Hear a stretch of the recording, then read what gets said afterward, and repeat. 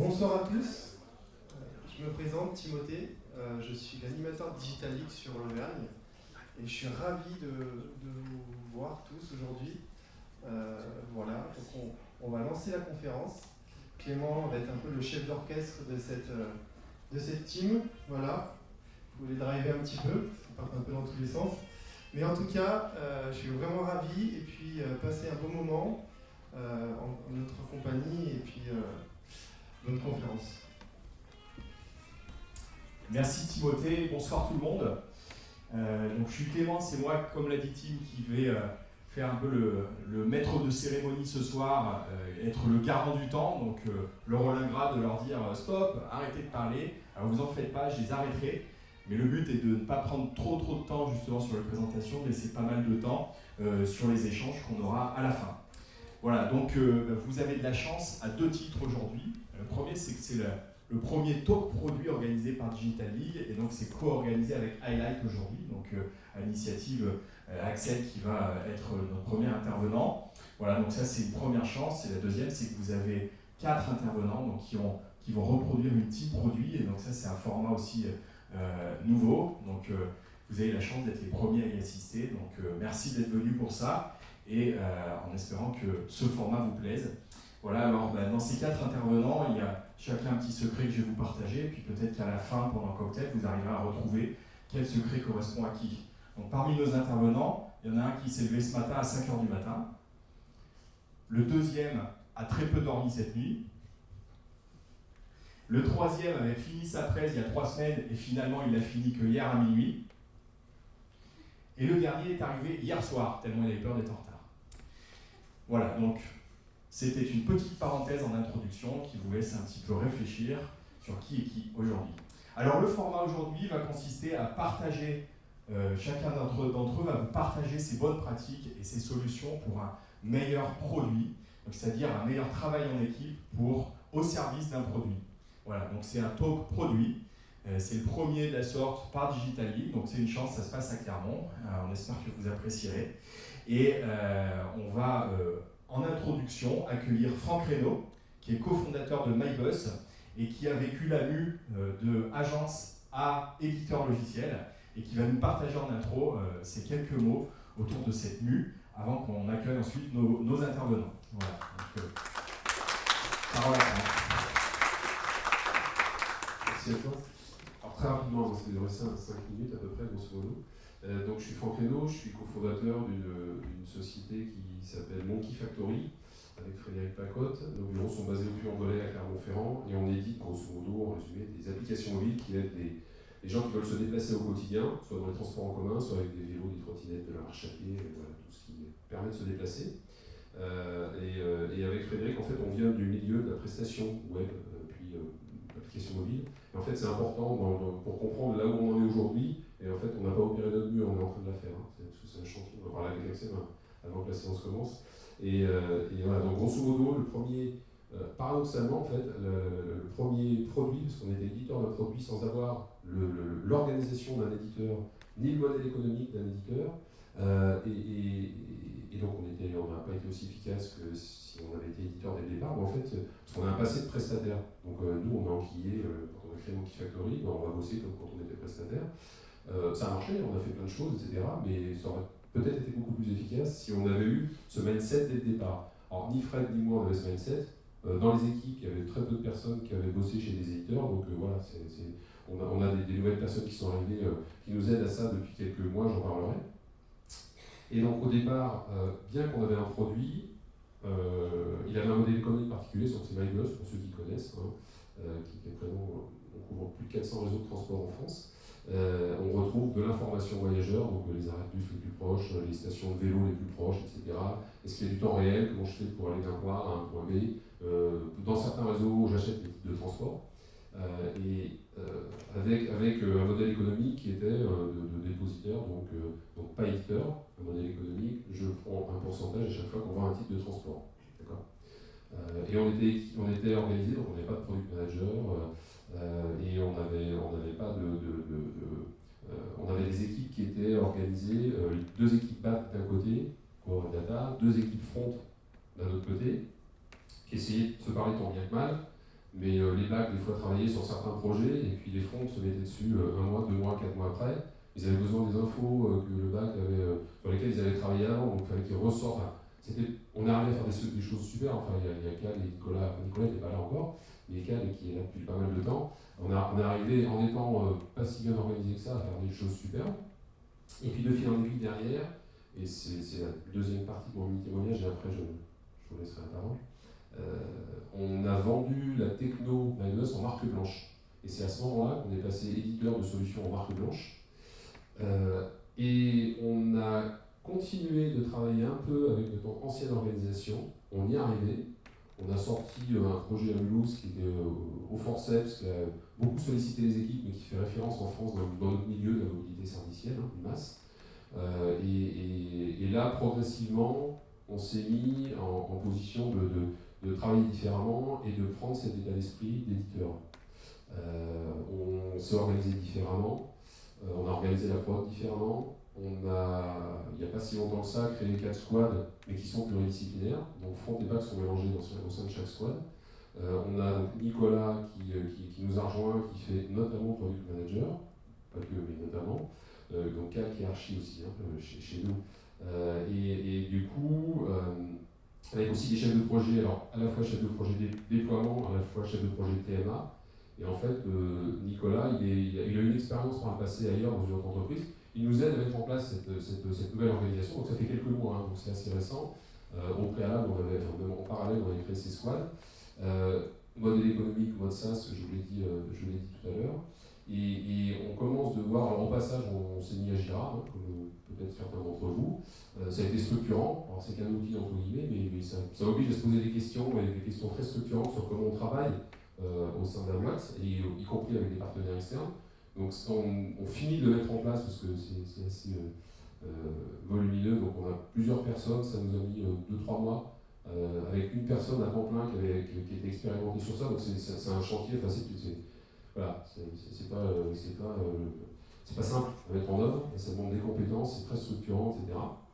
Donc là on en sort, et maintenant on va enchaîner sur d'autres outils. Et voilà, on commence on pourrait en parler en off après avec Nicolas et Cal pendant le cocktail, mais on commence de voir les effets bénéfiques et positifs de cette organisation-là. Et en conclusion, si on avait pu, on aurait commencé avant, parce que voilà, c'est très positif, mais c'est un chemin de passer, d'intégrer la notion de product manager, ce rôle, comment il est organisé, comment il travaille en amont avec les commerciaux, la définition du produit, etc.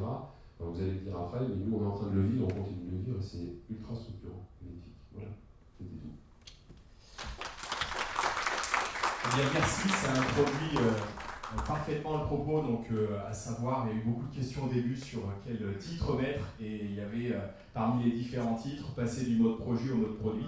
Donc ce sera l'idée d'illustration du jour, avec 4 piliers donc, des acteurs principaux de ces produits. On accueille pour commencer Axel, donc Axel qui va se présenter à vous et qui représente donc le Product Management.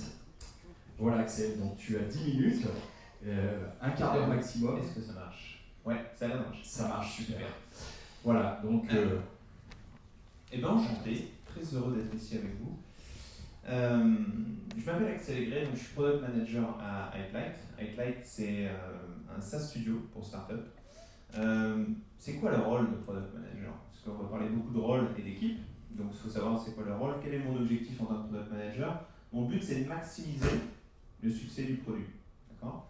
Pour faire ça, j'ai plusieurs responsabilités. Je dois co-définir la stratégie produit avec le fondateur. Parce que pour vous, vu qu'on est un SaaS studio, on le fait en tant que prestataire avec des fondateurs. Mais aussi donc la roadmap, monitorer le marché, voir comment le marché en fait évolue, le marché des logiciels, et monitorer aussi tous les retours en fait, des utilisateurs. D'accord? Pour avoir de la donnée qui vient du produit. Et enfin, collaborer avec toute l'équipe en interne pour arriver à créer le meilleur produit avec les ressources qu'on a à disposition. Et les ressources, on n'en a jamais assez. Alors, Axel, qui suis-je moi? Quelques petits background facts si vous ne me connaissez pas. Ça fait 13 ans que je suis dans le web, j'ai été dev à la base. Je suis passé au market, parce que c'est bien d'arriver à vendre ce qu'on arrive à dev. Et après, je suis passé à l'UX, parce que je me suis dit c'est mieux d'arriver à faire des trucs qui sont bien et qu'on aime. C'est plus facile à vendre. Et après, je me suis dit, mais c'est encore mieux d'arriver à planifier stratégiquement ce que les gens ont besoin et ce que le marché veut, qu'on aurait envie de designer. Donc, je suis arrivé à PM comme ça. On a lancé de nombreux SaaS avec iClight qu'on a accompagné de l'idée au projet jusqu'à la maturité produit vis-à-vis du marché, donc product market fit, pour aller série A. Et moi, je suis de nature très ouverte d'esprit et très alignée sur l'innovation.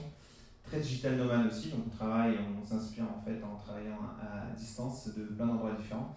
Il y a énormément d'événements SaaS autour du monde, donc on voyage pas mal. Maintenant, aujourd'hui, je vais vous parler de quoi? Je vais vous parler de comment cadrer le produit en fait pour augmenter sa pertinence. Moi, c'est un sujet qui me touche beaucoup et qui me plaît beaucoup parce que c'est un sujet complexe, le fait de cadrer. Et pour cadrer, la première question à se poser en fait d'un produit pertinent, pourquoi pertinent? En fait, plus, ça ne veut pas toujours dire mieux. Ça, vous connaissez sûrement cet adage, less is more, c'est très vrai. Et justement, l'efficience ne suffit pas. L'efficience, c'est quoi? C'est avec autant ou moins d'entrées, je veux produire plus de sorties. Ça, c'est bien quand on est dans une logique de produire plus de sorties. Mais on n'est pas dans cette logique-là, on est dans une logique d'arriver à produire plus de résultats pour l'utilisateur final. Et souvent, en fait, ça veut dire produire moins ou mieux. Donc il y a un problème d'objectif en fait dans l'efficience, c'est pas l'output, c'est pas de la sortie, mais c'est vraiment du résultat qu'on cherche à avoir pour l'utilisateur.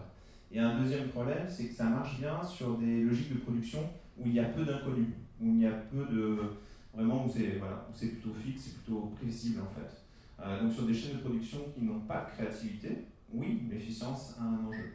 Sinon, je dirais plutôt que c'est plutôt la pertinence. Et la pertinence, moi je le vois comme l'efficience, mais pour justement le résultat final, avec un processus créatif. Si on prend ça, il y a trois choses. Le but, c'est de maximiser en fait. Le vrai enjeu, il est là, c'est de maximiser la valeur qu'on arrive à produire en termes de résultats utilisateurs avec les ressources qu'on a. Le deuxième point, c'est d'arriver à faire des meilleurs choix. Parce qu'en fait, un produit, ce n'est qu'une série de choix, et il y en a beaucoup. Comment faire des meilleurs choix dans un environnement avec beaucoup d'inconnus? C'est-à-dire qu'on n'est pas sûr que nos choix vont payer. Et c'est toute la complexité, en fait. Arriver à dérisquer les choix aussi. Et le troisième point, être créatif. Parce qu'en fait, faire les meilleurs choix, ça passe souvent par l'innovation et la création. On est dans un milieu où on peut le faire, donc c'est l'avantage qu'il faut utiliser. C'est pas produire la même chose qu'a fait le concurrent. Donc on ne fait pas des marteaux et des clous. Voilà.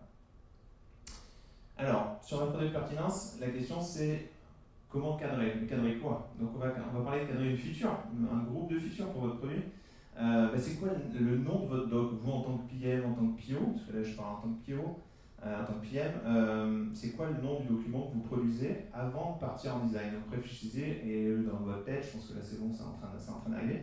Vous allez voir, j'ai parlé à beaucoup de PM, le nom est très différent, hein. Il change très souvent. Voilà à peu près tous les noms qui existent, donc cadrage fonctionnel, cahier des charges, tâches, formalisation, enfin ça dépend, il y en a plein. Il n'y a pas vraiment de deadline et on va peut-être même en avoir un nouveau aujourd'hui. C'est ce qu'on va parler, parce que le but c'est de partager nos méthodes.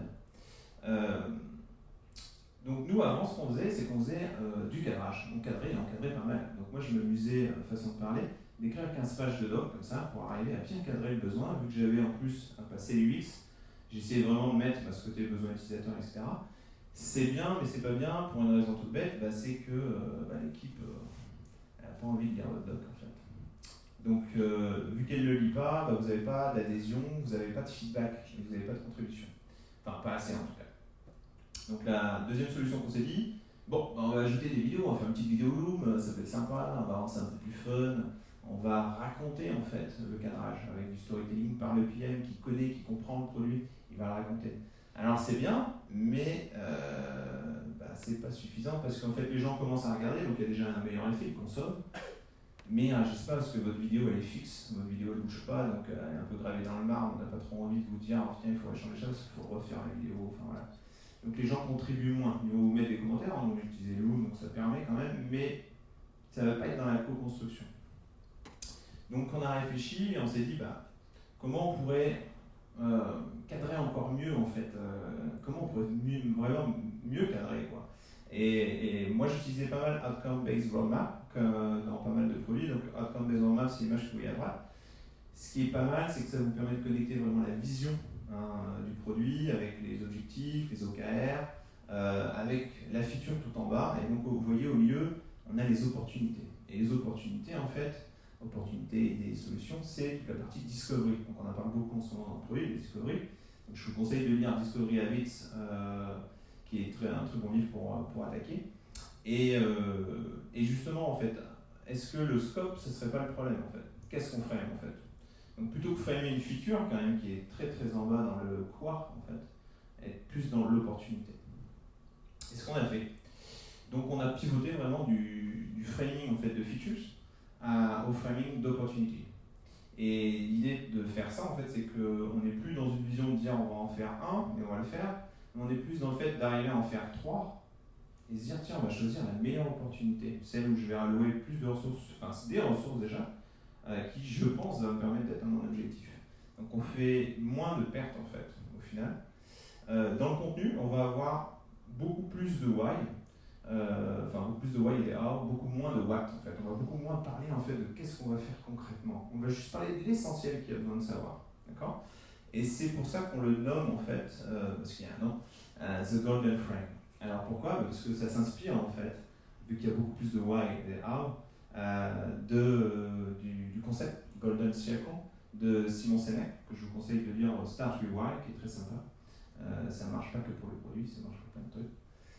Voilà. Et donc le but de Golden Frame, c'est vraiment d'imaginer une one-page short executive summary, mais meilleure, parce que bon, c'est quand même, ça reste du texte, c'est quand même chiant à lire, il faut être clair, et dédié pour l'équipe produit. Ok? Alors vous allez voir, le format il n'est pas très très différent. Hein. Ça reste une vision de slide. Par contre, c'est le quoi en fait, c'est qu'est-ce qu'on met dedans en fait. C'est exactement comme une recette, vous allez voir après. Une recette, c'est pas que les ingrédients ça compte, mais c'est surtout comment on utilise les ingrédients, comment on les coupe, comment on les met, comment on les organise. Donc c'est un peu la même chose. Là, pour nous, l'équipe, déjà elle aime le lire en fait. Elle aime le lire, elle aime le consommer et elle aime contribuer en fait, co-créer en fait là-dessus. En plus, moi en tant que PM, je suis content parce que ça me prend beaucoup moins de temps à créer et je peux en faire plus. Et donc en fait, j'ai plus une vision d'investissement dans le produit qu'une vision en fait d'usine et de production. Alors, l'anatomie du contenu, c'est quoi? En gros, c'est ça. Donc je vais en détailler, vous allez, c'est très summarize, hein, il n'y a que en gros max 10 slides, et je vais en détailler juste quelques-unes. Vous avez, qui sont intéressantes. Vous avez par exemple dans le why, on va mesurer le succès. Donc on va expliquer pourquoi c'est important en termes de business et d'utilisateur de faire cette opportunité. Mais on va aussi expliquer comment on mesure le succès. Parce que si vous ne le faites pas, vous allez shipper, vous allez envoyer, et comment vous allez prouver en fait cette feature, ça a marché en fait. Parce qu'à la base, c'est qu'une opportunité, c'est pas une preuve de réussite. Donc ça c'est un premier.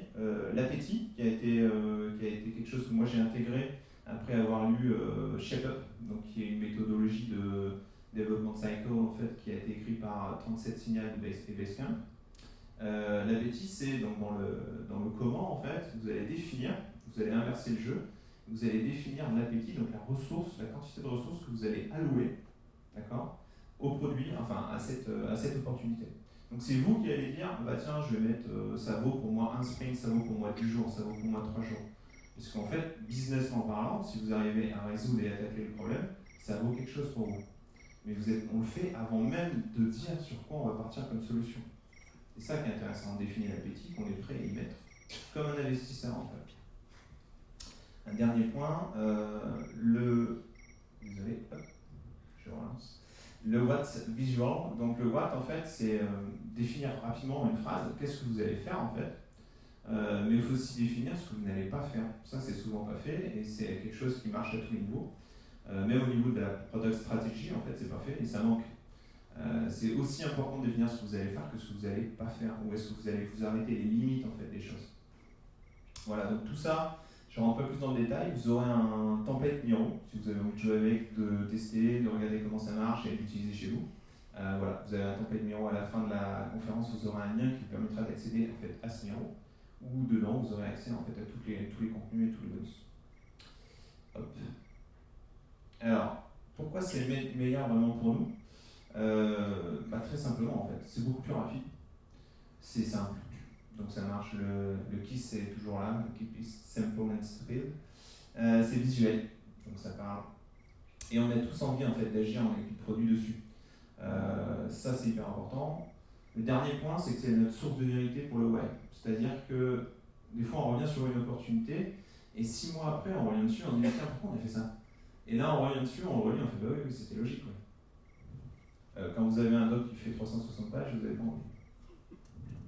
Voilà, et il faut savoir aussi que pour nous, en fait, c'est le prérequis qui va nous permettre de descendre après vers le product map et nos specs en fait, qui sont aussi visuels, donc c'est aussi un mode un peu spécifique qu'on a fait, et qui va nous permettre de savoir comment on va créer en fait le concret, le what, justement.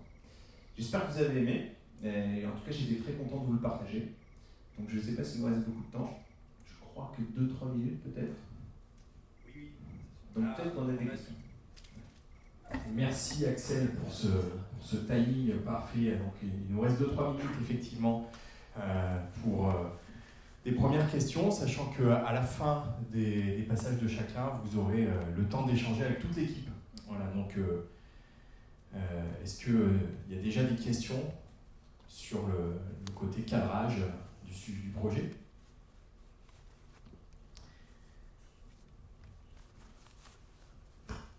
Pas de questions encore. Alors moi j'ai peut-être une petite question. Donc si tu as... Ah, si une question là-bas. Alors j'amène le micro.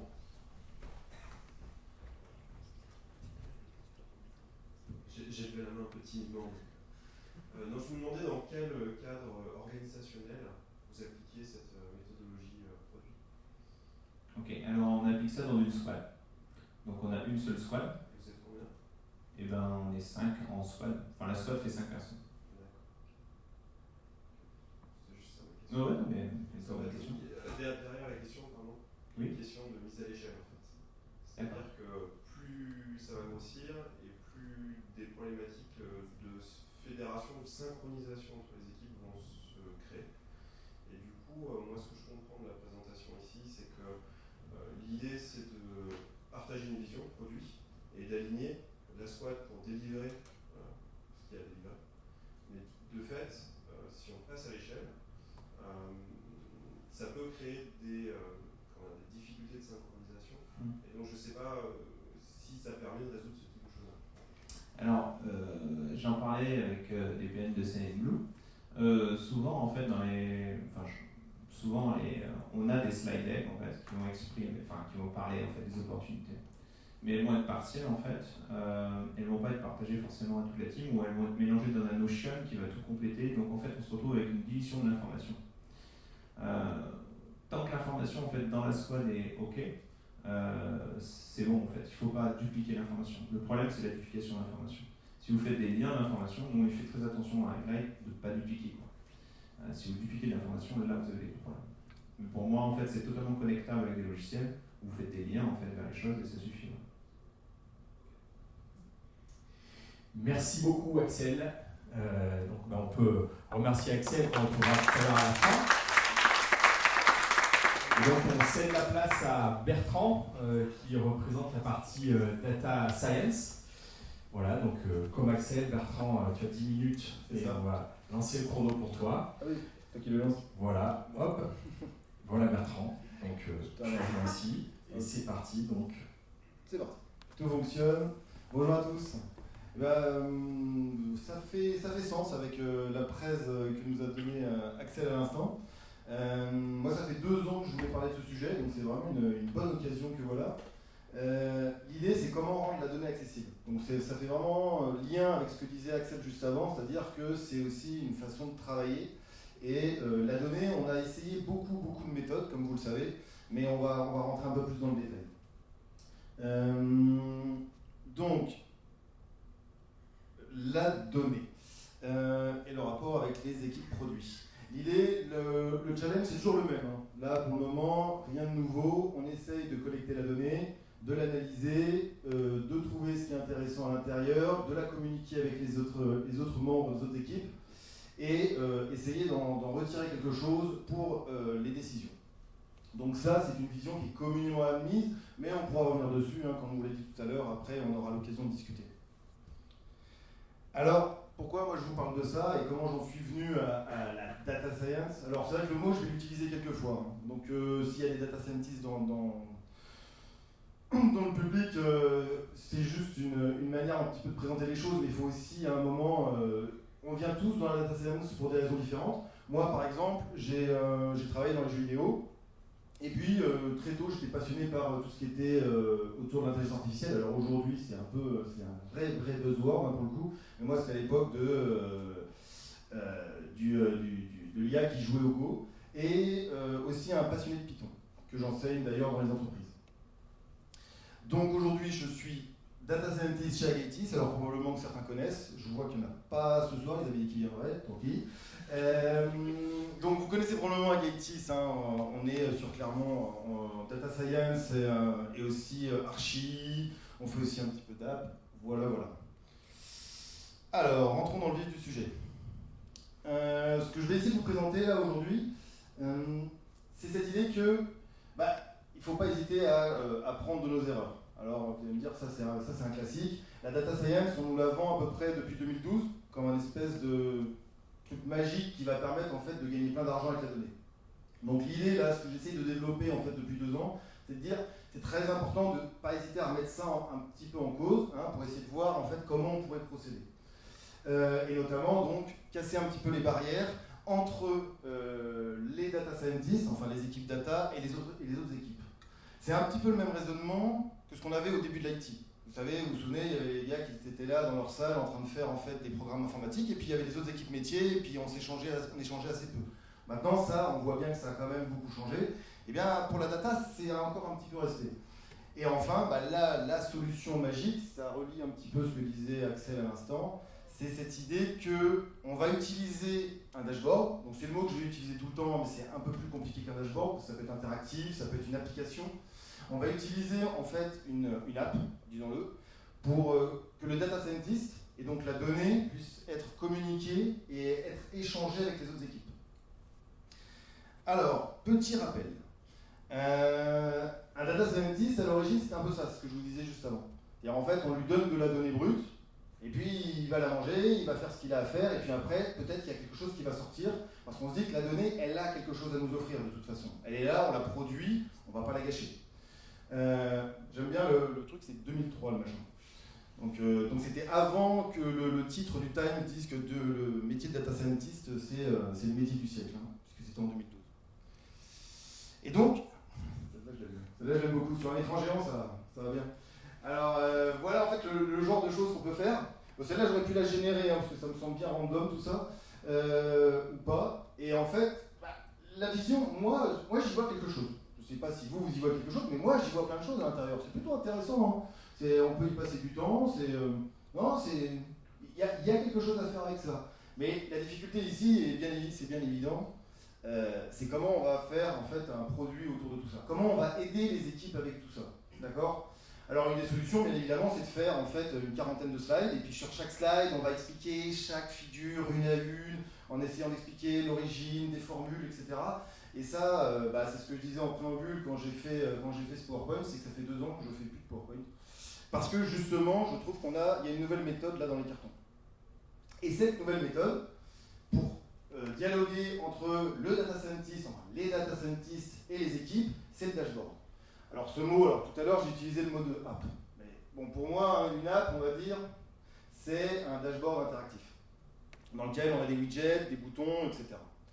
Donc l'idée, ça va être en fait, aujourd'hui, selon moi, en 2023, ça va être essayer de créer ça entre les data scientists et les équipes. Alors, un exemple pour illustrer tout ça. Oui, voilà. Je pense que je voulais faire un petit sondage, mais je crois qu'on est tous d'accord pour dire qu'on a à peu près tous utilisé un Excel un jour ou l'autre dans notre vie. Et des Excel, on en a partout. Moi, historiquement, j'étais ingénieur, c'était fou, juste fou. C'était vraiment, il y avait un tableau Excel pour absolument tout, et je te file mon tableau Excel, et puis je fais un petit code VBA avec 2-3 boutons. C'est pas mal, hein. On est super fiers quand il y a le premier bouton, on appuie, et puis là, d'un coup, ça change. C'est vrai que c'est cool, mais alors par contre, pour faire une modification, voilà, ça sent le vécu. Bon, c'est aussi parce que dans mon travail, on m'appelle souvent en fait pour se débarrasser de ces tableaux Excel. Et aujourd'hui, on a une solution. Microsoft, ils ont pensé à nous. L'évolution aujourd'hui qu'on vend beaucoup et qu'on voit beaucoup, c'est Power BI. Alors là, mon but, c'est pas du tout de dire que Power BI, c'est pas un bon outil, c'est un super outil. Mais alors, ça peut tout faire. Mais voilà, je vais vous montrer après, je vais faire le listing. Donc l'idée, ce serait qu'avec notre tableau Excel, donc les gens qui gèrent la donnée, en fait, on a un peu de données brutes, récupérées à droite à gauche, on le passe dans un Power BI et ça nous fait une application ou un dashboard. Et ensuite, on discute avec l'équipe. Donc là, on est déjà dans cette idée qu'on dialogue avec les équipes via dashboard. Alors Power BI, c'est, comme je le disais tout à l'heure, c'est génial, c'est low code et du code, on peut absolument tout faire. Et puis on a Microsoft derrière qui assure le service après-vente, donc c'est plutôt pas mal. Par contre, bon, le prix de la licence, hein, on le rappelle quand même, ça peut être un peu déroutant. Et puis le dernier point, celui-là il est important, peu de gens le savent, mais mine de rien, il faut quand même monter un petit peu en compte. Hein. Autant un tableau Excel, c'est facile à apprendre, mais là il faut revoir un petit peu son logiciel. Du coup, donc moi, comme je vous ai dit, je suis Python. Donc là, dans ce combat, je ne suis pas objectif. Hein. Donc je ne sais pas si vous connaissez tout ce combat qui a lieu en ce moment entre R et Python. D'accord. Donc c'est plutôt dans le domaine du traitement de données, de l'analyse, etc. Donc il y a vraiment deux technologies qui montent côte à côte. Et moi, ce qui est intéressant, en fait, c'est que dans ce combat, en fait, il est né quelque chose de très bon, que je vais vous montrer après. Donc aujourd'hui, côté R, on a Shiny, peut-être que vous avez déjà entendu parler, n'hésitez pas si vous avez des questions, et Dashplotly.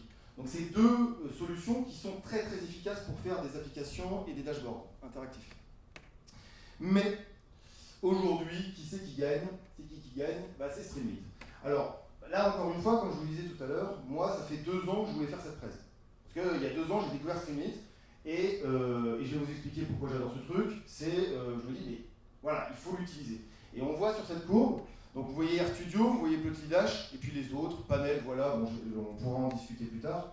Et Streamlit, en fait, a été quand même un peu une petite surprise pour tout le monde, parce qu'eux, ils ont pris, en fait, je dirais, une autre voie, qui est celle de dire, il faut que ce soit simple à utiliser. Alors vous me direz, tout le monde y avait pensé, mais Streamlit, ils y sont arrivés parce qu'en fait, ils ont créé, en fait, ce framework avec les data scientists. Et du coup, à force de l'utiliser avec d'autres équipes, on s'est rendu compte que ça marchait quand même pas trop mal. Donc, au final, Streamlit, c'est quoi pour moi? Les gros avantages.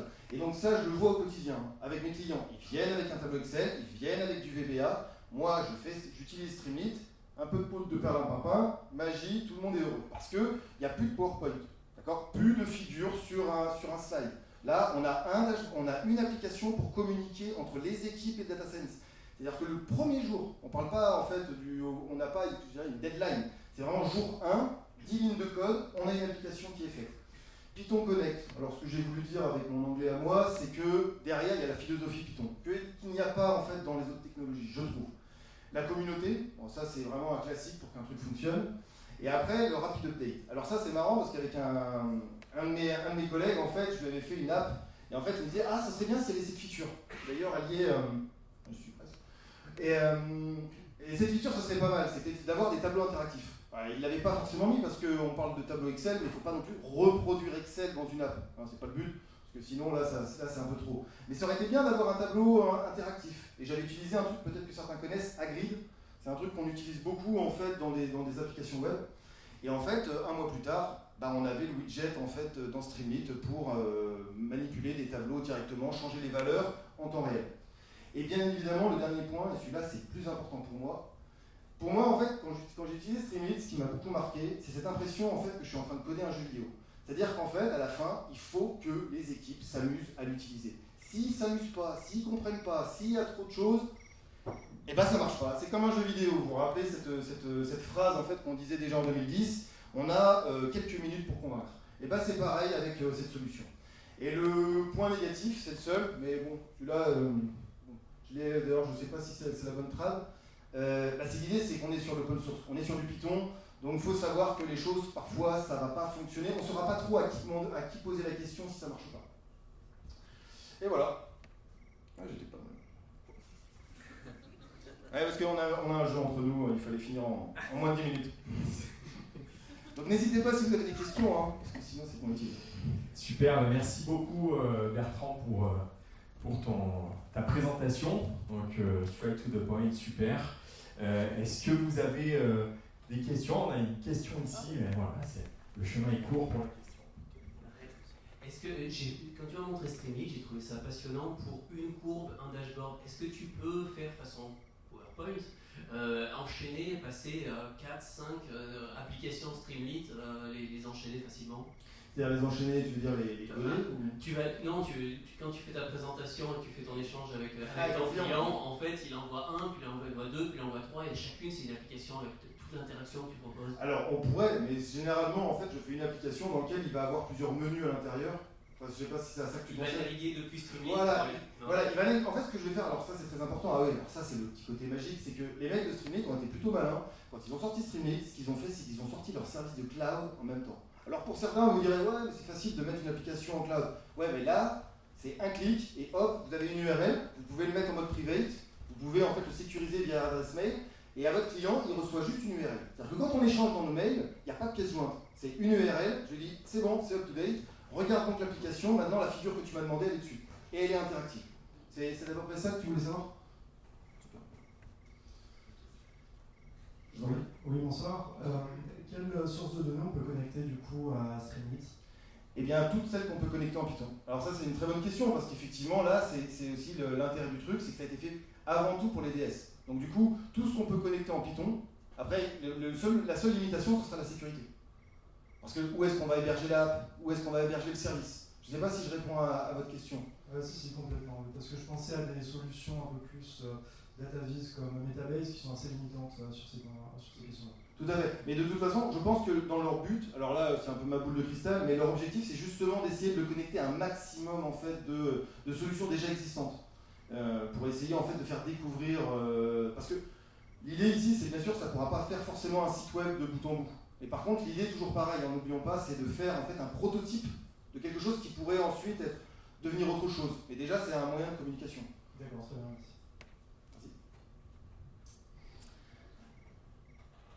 Bien, mais si on a épuisé les questions pour le moment, on en aura d'autres pour la fin. On va remercier Bertrand, merci beaucoup. Et on va accueillir notre troisième acteur central dans le produit, donc, qui est la partie tech. Alors, on arrête le réveil, voilà. On arrête le réveil.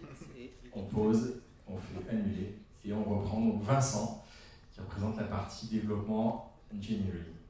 Voilà, et donc comme les autres, c'est parti pour toi, Vincent, 10 minutes. Bonjour à tous. Je vais vous parler, en fait là, ce dont je vais vous parler, c'est une méthode que j'ai découverte il y a 4 ans et que j'ai appliquée sur pas mal d'équipes différentes. Au final, plus d'une cinquantaine d'utilisateurs l'utilisent. J'ai pu l'utiliser avec plus d'une cinquantaine de développeurs, PM, designers. Et donc, je vais vous présenter un peu comment ça marche, cette méthodologie. D'abord, pour en revenir, mon métier, c'est d'industrialiser la production d'expérience utilisateur. C'est-à-dire qu'il y ait une personne qui a 1 million, l'expérience utilisateur sera la même. Donc, ce n'est pas moi qui produis l'expérience utilisateur. Moi, je fais pour que les utilisateurs puissent l'utiliser. Donc, si l'expérience utilisateur est mal conçue, le code sera mal conçu. C'est très difficile de faire mieux. Mais en même temps, savoir exactement ce qu'on veut faire, c'est compliqué à l'avance. On n'est pas dans une boule de cristal, ou sinon c'est qu'on est sur un marché où on n'est pas innovant. Donc si on ne sait pas ce qu'on veut faire, on va devoir besoin d'itérer et de faire des virages au frein à main. Donc cette méthode-là permet de faire ce travail. Qui je suis? Je suis VP Engineering chez Chance. J'ai une quinzaine de développeurs. C'est une entreprise qui travaille dans la mobilité sociale, d'accompagner les gens dans leur mobilité sociale. Moi, pour résumer, je suis un nerd, mais depuis les années 80. Ça fait un bon moment que je travaille dans la tech où j'ai pu avoir pas mal de rôles différents, surtout côté tech. Et s'il y a une chose que j'ai découvert au cours de mes dernières 25 années d'expérience, c'est que le truc le plus dur, c'est de travailler ensemble. C'est qu'on a tous nos spécificités et notre façon de voir le métier. Et en fait, c'est très dur de partager. J'ai pas monté une stack technique d'une entreprise normale, mais ça se voit à peine sur l'écran, tellement qu'il y a d'outils différents. Vous imaginez, en plus il faut collaborer là-dessus, il faut comprendre le besoin utilisateur. C'est ultra dur. Il y a des gens qui ont eu ce problème-là dans les années 80, et pour eux c'était un peu vital de décrire correctement le métier, de le documenter. Dans les années 80, dans le nucléaire, en fait, ils ont eu un gros souci, c'est que ceux qui avaient fait les centrales et maintenues, ben, en fait, ils partaient à la retraite. Et la maintenance, ben, en fait, c'était des automatismes. Et ils avaient extrêmement de mal à documenter ce que faisaient les personnes, quelles étaient les actions, quels étaient les processus qu'ils devaient faire. Il y a un labo de recherche qui a travaillé là-dessus et qui s'est aperçu que ce qui marchait le mieux pour avoir une description exacte de ce que faisait une personne, c'était de la ramener à l'action. Pas au savoir qu'elle avait, pas aux objectifs qu'elle avait, pas le contexte ce jour-là, pas au jugement, c'est nul, mais revenir à l'action. Et avec ça, on réussissait à décrire parfaitement ce que faisait la personne. Et un truc qui est passionnant, c'est que les gens qui reprenaient le travail après derrière, ben en fait, s'ils relisaient le journal des actions, ben ils arrivaient facilement à reprendre le boulot. Pas quel est l'objectif derrière, pourquoi on faut savoir, quelles sont les connaissances. C'était beaucoup plus facile pour eux. Nous, dans la tech actuellement, ben, en fait, on documente, on a beaucoup de choses différentes, mais c'est la difficulté, c'est qu'on n'a pas de source de vérité. Si je vous demande où est le produit, ben, selon votre rôle, le produit va être dans le code, dans les gestions de projet, dans le Excel avec le suivi des tâches, dans les KPI, dans le suivi du funnel, dans les performances. Il y a des gens qui travaillent depuis plus de 20 ans, c'est dommage, c'est pixelisé, sur en fait, c'est des techs, hein, c'est que des nerds et ça vient de la tech à la base, ce que je vous décris. Et en fait, qui ont ce boulot, qui ont eu cette problématique de comment faire parler les experts métiers et comment être capable de faire un virage au frein à main avec un sourire. C'est-à-dire que si on tourne, ben on n'a pas les devs qui font un syncope et qui se barrent tous, on est capable de bouger. Et c'est pas simple quand on a beaucoup d'utilisateurs dessus. Et j'ai pu jouer avec l'Event Storming, ça marchait bien, j'ai pu jouer avec Event Store DB, et en fait, en 2018, il y a Adam Dimitriuk qui a formalisé l'Event Modeling. Ce qu'on appelle un event, juste pour que vous fassiez le lien avec les deux slides, un événement, c'est une action qui s'est terminée dans le passé. Et donc le gars, il s'est dit que si on décrivait le parcours utilisateur sous la forme des listes d'actions qu'il faisait, ben en fait, on pourrait le coder plus facilement. Et en fait, c'est tout le principe de l'event modeling.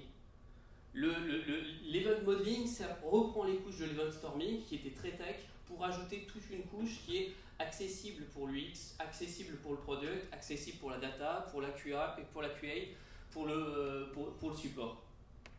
Ça peut vous faire peur comme ça, mais on va partir de zéro. En fait, un event modeling, ça commence par qu'est-ce qu'on fait quand ? C'est une base. Quelles sont les actions dans le temps pour cette feature donnée ? On suit sur qui sont les différentes personnes. Parce qu'une réservation d'hôtel, par exemple, au début, on se dit ouais, il y a toutes ces actions. Puis on s'aperçoit que, en fait, il y a le manager qui doit intervenir, l'hôtel, il y a la femme de ménage, il y a les différents acteurs qui doivent intervenir. Et on continue avec l'UX. On a fait les actions, maintenant on transforme ça sous la forme du X. C'est moi qui ai fait l'UX, donc c'est un peu basique. En vrai, on va itérer au fur et à mesure pour d'abord commencer sur des wireframes. Et au fur et à mesure, l'event modeling va grossir et se changer pour passer de la version 16 pixels au 4K. Mais on va faire vivre les choses. Le but, c'est d'itérer, d'avoir un outil pour itérer, se tromper, recommencer à pas cher. Parce que tant que c'est sur un modèle de cette façon-là, ça coûte pas cher à dupliquer. Contrairement à si c'est du code. Là, en fait, une fois qu'on a défini le parcours utilisateur, donc qui fait quoi quand, la question c'est le comment. Maintenant, comment j'intègre les développeurs ? Comment j'intègre les développeurs ? En fait, qu'est-ce qui se passe ? C'est quand l'utilisateur il s'enregistre, en fait, ça donne un ordre au système. Donc l'ordre reçoit un paramètre de email et mot de passe. L'utilisateur a terminé, l'ordre est terminé, j'écris un événement pour dire que l'utilisateur s'est bien enregistré. Ça, c'est ce que je vais garder dans la durée. Ce qui va se passer, vous voyez, pour l'ajout de chambre, par exemple, en fait, cet événement va me permettre de mettre à jour la base de données. C'est-à-dire, je n'écris jamais directement dans la base de données, je log d'abord les actions, et ensuite j'écris dans la base de données. Si je vous faisais une traduction, en fait, je fonctionne comme en comptabilité. Si vous avez déjà fait de la comptabilité, il y a le grand livre et le bilan. Plutôt que d'écrire directement dans le bilan, j'écris dans le grand livre. Ce qui fait que quand je veux rejouer et comprendre ce qui s'est passé, imaginez, vous êtes à moins 5 000 € sur votre compte en banque, Si vous n'avez pas votre relevé de compte, vous allez pleurer. Alors qu'avec votre relevé de compte, vous allez regarder où est-ce que j'en suis arrivé à 5 000 euros. Donc l'événement, c'est votre relevé de compte. Là où les moins 5 000, c'est l'état final. Ce que ça donne un event modeling complet, là je vous le présente, c'est qu'en fait, ça c'est un event modeling, c'est disponible sur mon GitHub, j'ai essayé de l'implémenter en vrai avec du NATS et du Nest.js. C'est qu'à la fin dans l'event modeling, on va retrouver les stories, parce qu'on va pouvoir découper en différentes étapes, avec les critères d'acceptation, les acteurs, mais aussi avec les acteurs, les règles d'authentification, de sécurité. On va aussi retrouver en fait les règles de persistance, parce que en fait tout ça, comme ça vient des flux d'événements, on peut dire ça c'est des données sensibles, je vais le mettre dans tel flux d'événements. Ça c'est des données un peu moins sensibles, je vais les mettre dans tel autre flux d'événements, et je vais ranger au fur et à mesure. Ce que ça permet aussi de faire, que moi je trouve assez génial, c'est que le process user book the room, quand il a terminé cette étape-là, il a écrit l'événement et le boulot est fini. C'est-à-dire que s'il y a d'autres équipes qui ont besoin de travailler, elles n'ont pas de dépendance. Elles ont peut-être besoin de l'événement, elles peuvent se l'envoyer elles-mêmes. Donc en fait, cette logique à la fois d'event sourcing et d'event driven, et cette logique de slicing permet de partager le boulot. C'est-à-dire que je peux avoir 4 équipes qui travaillent sur les 4 slices en même temps. Donc j'ai une colonne ici, une colonne là, une colonne là, une colonne là. Je peux avoir 4 équipes qui travaillent en parallèle dessus, puisque en fait, dès que j'ai émis l'événement, j'ai terminé le travail. Autre chose, petit détail, pour GDPR, je suis en RGPD, je suis en plein dans le boulot. Qu'est-ce qu'il me demande qu'est-ce que me demande le DPO c'est quoi les règles d'accès aux données? C'est quoi les règles d'authentification? C'est quoi les rétentions de données? Est-ce que vous supprimez bien les données automatiquement? Est-ce que vous supprimez les données quand ça revient? Tout ça, c'est documenté là-dessus. Je reviens sur ce document. En fait, ce document a quelque chose de génial, c'est que si j'ai un cas spécial, c'est que là, je peux me projeter en tant que tech, je peux me projeter en tant que PM, je peux me projeter en tant que QA. Et si je vois un cas spécial, par exemple, l'utilisateur habitué, il ne va pas suivre ce process. Je duplique l'event modeling, et je fais ce cas-là, le cas de l'utilisateur habituel. Comment lui fonctionne, quel est son parcours utilisateur. De la même façon, dans 4 mois, parce que mon but c'est d'industrialiser un parcours utilisateur, la production, mais il faut l'assumer derrière. C'est la différence entre output versus outcome. C'est-à-dire qu'en output, quand on a fini, salut, il faudra payer la TMA. En outcome, en fait, il faudra revenir dessus, revenir dessus, revenir dessus, revenir dessus. Tant qu'on n'a pas atteint le qui résulte suffisant. Et ce qui est vraiment bien avec cette logique-là, c'est qu'en fait j'ai un support sur lequel je peux revenir. J'ai une mémoire qui est partagée pour tout le monde. J'ai même mis des bugs là-dessus pour essayer les erreurs centrales, pour les relier aux différents cas utilisateurs. Derrière, je vous partage, en fait, vous connaissez tous, le tracking plan. En fait, vous avez un plan de tagage gratuit que vous avez défini avec les équipes dev. Et ce qui est chouette avec un log d'événements, c'est que votre plan de tagage, vous pouvez l'envoyer vers le CRM, vers les partenaires avec Google Calendar ou Amadeus, ou vers votre BI assez facilement, ou même versionner vos tables de base de données. Mais ça, j'ai pas envie de rentrer là-dedans. Je voulais terminer par cette citation en informatique, il y a seulement 2 choses difficiles, l'invalidation du cache et nommer les choses. Et en fait, ce que permet l'event modeling, c'est la capacité de partager et d'échanger pour nommer correctement les choses. Voilà. Et si vous voulez, il y a des ressources en fait sur le QR code, il y a le lien vers l'event modeling, un template Miro, si vous pouvez le réutiliser. Et j'ai copié dedans le lien vers le repo GitHub avec le code qui marche derrière ça. Super, merci beaucoup Vincent pour ce encore très bon timing et donc ce qui nous laisse le temps d'une question si vous le souhaitez. Voilà, j'en vois une là-bas, j'arrive avec le micro. Merci, tout d'abord c'était passionnant.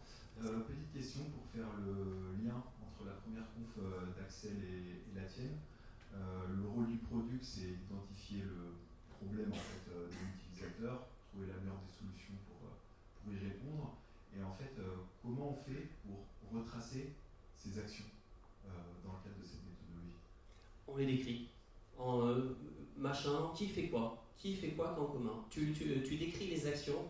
Et ce qui est dur, c'est pour ça que j'ai mis le graphe du satellite de l'action, c'est que souvent on mélange action et contexte, action et jugement, action et objectif. Et en fait, c'est très dur de revenir à l'action. Et en fait, quand on se met à écrire ce qu'a réellement fait l'utilisateur et ce qui a terminé, c'est pas si énorme que ça. On le voit comme une montagne, mais au final, c'est pas une méthode. Et dans l'interview, quand tu fais une interview de discovery, bah souvent en fait l'utilisateur t'en parle en filigrane. Justement, il y a un biais, c'est-à-dire qu'il en parle en filigrane, mais c'est pas qu'il se trompe sur ses actions, mais il n'est pas capable de les segmenter une à une. Alors que si on était dans son day-to-day pour voir exactement tout ce qu'il fait. Juste pour revenir, la méthodologie qui a été utilisée par le CNRS est utilisée aussi pour l'équipe de France de natation par exemple, et le fait de faire revenir quelqu'un à un moment donné précis dans le temps où il faisait cette action-là à ce moment-là, mais vraiment à un moment précis, pas de façon générique, comment tu fais ça, mais à un moment précis, tu as la certitude d'avoir la description de l'action. Et le but en fait c'est d'essayer de le concentrer, non, pars pas plus tard, pars pas sur le générique, reviens. Là je sors de l'event modeling, mais c'est en technique d'interview, si tu reviens à un moment précis dans le temps, en fait c'est hallucinant. J'ai déjà vu des gens décrire un battement de pied de 2 secondes, ils y passaient 1 heure. Merci super. Merci Vincent. Une autre question, alors on a encore un peu le temps. Oui, merci, c'est vraiment super intéressant. Là, on est dans le cas de Book Room pour un hôtel, donc c'est quelque chose qu'on connaît bien, mais quand on est dans le développement d'un projet innovant, justement, où il y a beaucoup plus d'inconnus, on arrive à gérer toutes les possibilités d'actions différentes qu'on anticipe, mais dont on n'est même pas sûr. Enfin, je veux dire, la complexité, elle monte énormément quand même. En fait, c'est comment est-ce que tu dérisques au maximum? C'est ça la question. Et dérisquer un parcours utilisateur au moment où c'est sur Miro, c'est quoi? C'est une journée perdue, c'est avec le discovery, c'est 2-3 jours. Le dérisquer au moment où l'UX il est arrivé, on est passé sur 2-3 semaines. Le moment où les devs sont arrivés, on est passé, je parle du TJM, ça fait extrêmement mal. Donc en fait, le fait de partir sur le parcours utilisateur et le définir le plus en amont et se dire que cette partie à pas cher, on va itérer, on va accepter de se tromper, on va être bienveillant, on va faire des tests utilisateurs avec des maquettes, avec des prototypes le plus tôt possible pour essayer de cadrer le minimum vital, mais en fait c'est le plus économique. En fait c'est une économie de début qui paye énormément à la fin, puisqu'en fait les devs, si tu n'y as pas pensé, eux ils y penseront. Les cas spéciaux, les cas d'erreur, c'est ce qui explose un planning de dev. Tu arrives et ce cas-là, on l'a géré, et celui-là, et là quand l'utilisateur il est comme ça, et tu pensais livrer, et au final, bah non. Et donc tout ce que tu peux faire en amont, et tout ce qui peut être échangé, en fait pourquoi j'ai parlé de la logique de l'action et des satellites de l'action, c'est comment est-ce que tu peux dérisquer au maximum et avoir un format d'échange. Et en parlant de l'action des utilisateurs, c'est n'importe qui dans l'entreprise est capable de le comprendre. Et c'est très difficile, en tout cas moi j'ai pas trouvé, de parler de fonctionnalités, de features, autrement qu'en décrivant les actions utilisateurs et d'avoir tout le monde dans la même salle qui comprend et qui est capable d'échanger. J'ai pas trouvé d'autres formats, je suis preneur. Merci Vincent, donc on te retrouve avec le reste de l'équipe à la fin des interventions et donc on va terminer cette partie intervenant avec le 4e pilier important du produit, l'UX Design, on en parlait tout à l'heure, voilà, donc Hugo, même tarif pour tout le monde, tu as les 10 minutes pour ta présentation. Merci beaucoup, bonsoir à tous. Donc moi je m'appelle Hugo et je suis UX UI designer. Vous verrez aussi peut-être product designer ou plus simplement designer d'interface. Moi mon rôle dans l'équipe c'est de comprendre en fait les besoins du projet et ensuite de les traduire du coup en solutions qui sont visuelles. Et pour ça je vais avoir besoin de travailler avec Axel, avec Vincent, avec Bertrand pour faire du bon travail. Et l'idée aujourd'hui c'est de vous parler justement de comment je communique avec les équipes, comment on travaille ensemble dans les différentes étapes d'un projet. Donc moi je viens de Lyon, je me suis un peu perdu clairement. Je suis un geek, je suis un passionné, ce qui me mène en fait à être très curieux et à m'intéresser beaucoup à tout ce qui tourne autour de la tech. Ça fait 18 ans maintenant que j'évolue dans le web, et du coup en 18 ans vous allez voir mon métier a beaucoup évolué. Et donc j'ai appris à coder, j'ai appris à apprendre des nouveaux outils en fait pour créer des produits et arriver à un métier de UX designer aujourd'hui. Il m'arrive de supporter aussi l'ASM quand il ne joue pas contre le loup. Alors là je dois... Voilà. Je voulais introduire un petit peu ma présentation en vous montrant un petit panel de quelques clients, juste pour vous rendre compte qu'en fait, tous mes clients sont différents, avec des tailles différentes, des équipes différentes. Par contre, ils ont toujours à la recherche en fait, d'améliorer leurs produits, de créer de belles interfaces qui soient faciles à utiliser, très simples, et qu'on soit en fait une petite start-up qui se lance, qui a juste une idée, qui a besoin justement de tout créer, ou alors un grand compte comme par exemple EDF, qui travaille dans le nucléaire, où eux ils ont besoin d'améliorer les interfaces, que ce soit plus simple, plus facile, etc. Moi en fait, je travaille toujours avec à peu près les mêmes personnes, c'est assez récurrent, que ce soit une équipe de 3 personnes ou quelques centaines, en fait, toujours un peu les mêmes profils qui reviennent. Moi j'ai commencé en 2004, mon métier on l'appelait web designer, et aujourd'hui on dit UX designer, vous allez voir pourquoi en fait. À l'époque, quand j'étais web designer, j'avais des outils qui étaient différents. J'utilisais Photoshop, qui était un outil pour la photo, on utilisait Flash pour les animations, Illustrator pour les illustrations. C'était des outils qui n'étaient pas adaptés, donc c'était compliqué. On nous demandait aussi d'apprendre en fait, à coder, il n'y avait pas d'intégrateur. Le métier d'intégrateur, c'était le métier de web designer, c'est-à-dire qu'on devait savoir faire du HTML, du CSS, du JavaScript. À l'époque, il y avait aussi du PHP, du MySQL. Donc on savait tout faire, on savait publier un site internet, le designer, le publier, c'était notre métier. On designait aussi avec des technologies différentes, on a des contraintes visuelles, qui étaient des tableaux, qu'on n'a plus aujourd'hui. Pas pour la visuelle en tout cas, ça nous créait des limitations visuelles, mais pour autant, on n'avait pas autant de règles qu'aujourd'hui, et donc on était beaucoup plus créatifs. Aujourd'hui, c'est complètement différent, le métier est devenu mature, on a des outils qui sont dédiés à notre métier, on a Figma, on a Sketch qui était le premier, Adobe XD qui va certainement être remplacé par Figma, si vous avez suivi l'actualité. On peut, grâce à ces outils, se passer de code, de base en fait, on peut faire du design sans faire de code. Vous allez voir que quand même, par la suite, en fait, c'est quand même nécessaire de savoir faire du code aujourd'hui. On suit des guidelines, c'est-à-dire qu'avec le temps, on a appris de l'utilisateur comment il se comporte, qu'est-ce qu'il fait sur l'interface, qu'est-ce qu'il aime, qu'est-ce qu'il a besoin. On passe plus de temps sur la recherche et moins sur l'exécution, grâce aux outils justement qui sont faits pour nous faciliter la vie sur l'exécution. Et donc, comme je disais, on n'a pas nécessairement besoin de coder. Mais pour autant, mon point de vue, c'est qu'un bon designer doit savoir coder. Premièrement parce qu'il va être en relation justement avec des équipes techniques, donc il faut qu'il parle le même langage. C'est hyper important, c'est-à-dire que vous ne devez pas forcément coder, mais vous devez savoir en fait comment ça fonctionne. Alors la base c'est quand même tout ce qui va être HTML, CSS, JavaScript pour le front. Après si on part sur du back ça devient plus technique, mais ça permet en tout cas de mieux communiquer ensemble, d'avoir moins de surprises, c'est-à-dire quand on design une maquette en sachant comment elle va être intégrée, on évite en fait des surprises d'intégration, ça va plus vite, justement en évitant ces surprises, et en discutant avec le développeur, on peut facilement trouver des solutions ensemble. C'est pas que le designer en fait de dire en fait ce qu'on doit faire, parce qu'il y a des contraintes de temps qui dépendent pas juste en fait du design. Après il va être intégré, il va y avoir la data, il va y avoir ce genre de choses, donc on va travailler vraiment ensemble. Et c'est pareil en fait pour l'intégrateur, donc maintenant qu'il y a un nouveau métier qui est séparé du designer, qui lui va prendre les maquettes et les transformer en code. Le fait qu'il ait une sensibilité pour le design, ça lui permet d'être pixel perfect, donc de vraiment respecter les visuels, et de proposer, donc, comme je disais, donc des solutions alternatives si besoin. Je voulais vous parler un petit peu en fait d'une timeline, d'un déroulé de produits classiques que je retrouve assez régulièrement chez mes clients. Après évidemment c'est différent en fonction du besoin, mais je vais essayer de vous parler de ce que je vois régulièrement en fait quand je travaille avec mes différents clients.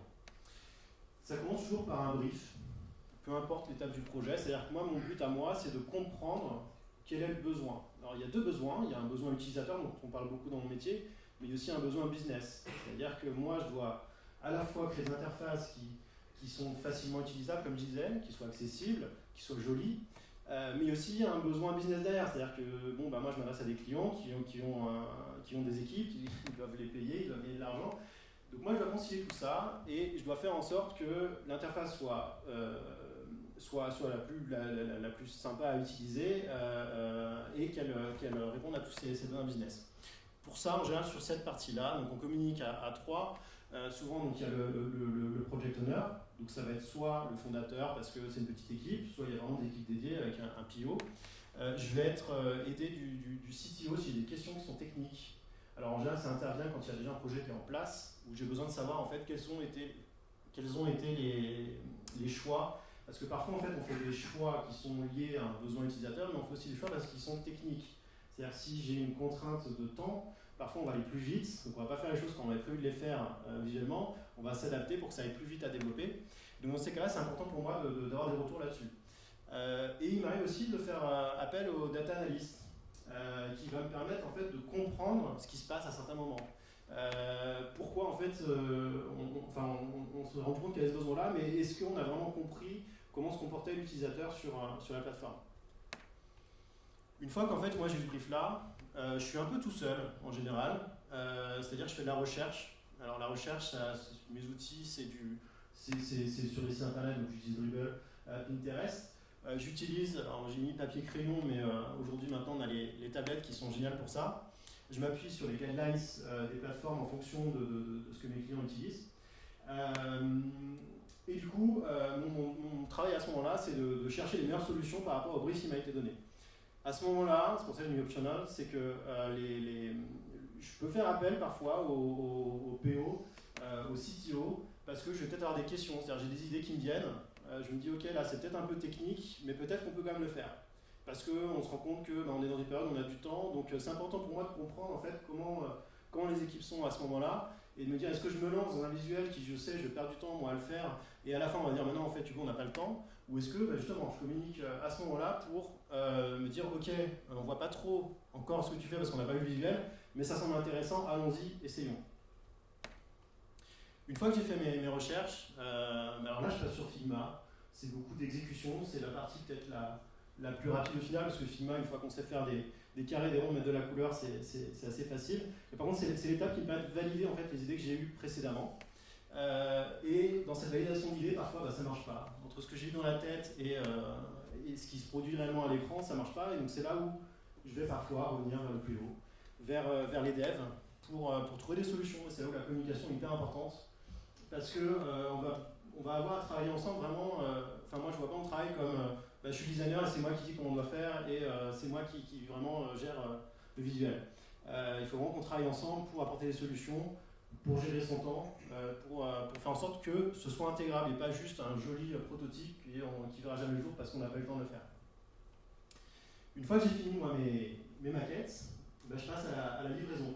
Alors, en fonction des tailles d'équipe, j'ai deux cas. Alors là, j'ai pris le cas où c'est une petite équipe où j'ai le product owner et avec moi le dev qui va s'occuper de l'intégration pour lui expliquer ce que j'ai fait, pour lui expliquer des points peut-être un peu techniques.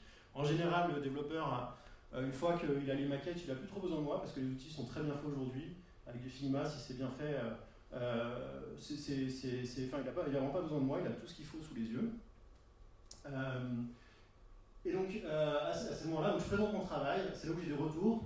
Ah Hugo, là ça va pas, en fait, il va falloir refaire parce que là on va pas avoir le temps de le faire. Ou au contraire, c'est bon, c'est validé, et du coup, on passe à la suite. Et dans les plus grosses équipes, cette étape-là, en fait, je reviens dessus de livraison, elle se passe juste avec le PO, c'est-à-dire qu'on lui, il m'a fait une user story, il m'a décrit le besoin, j'y ai répondu, je l'ai présenté, il a validé, et ensuite, on va le présenter aux équipes de dev. Donc ce que j'ai appelé le backlog refinement, c'est comme ça qu'on appelle ça chez EDF notamment. Je crois qu'il y a différentes façons de l'appeler. L'idée là, c'est de présenter l'user story. Donc c'est avec le PO qui va présenter ces user stories aux développeurs. Les développeurs vont dire ok, moi j'ai peut-être des questions. Et c'est là où moi j'interviens parce que je vais leur expliquer s'ils ont des questions, des suggestions. Et à ce moment-là, souvent aussi, on se rend compte qu'il y a des choses qui ne vont pas, auxquelles on n'a pas forcément pensé. Et parce que techniquement, en fait, on a d'autres contraintes, ou alors on peut avoir des user stories aussi qui se croisent. Et donc là, c'est aussi un moment en fait, où on travaille ensemble pour faire en sorte d'arriver en fait, à une solution qui convient à tout le monde. Donc ouais, je reviens du coup sur Si vous avez des questions, du coup, je vais me mettre là. Merci beaucoup Hugo. Et super, hein, aussi dans les temps. Donc, est-ce qu'on a une question pour Hugo avant de passer en config équipe?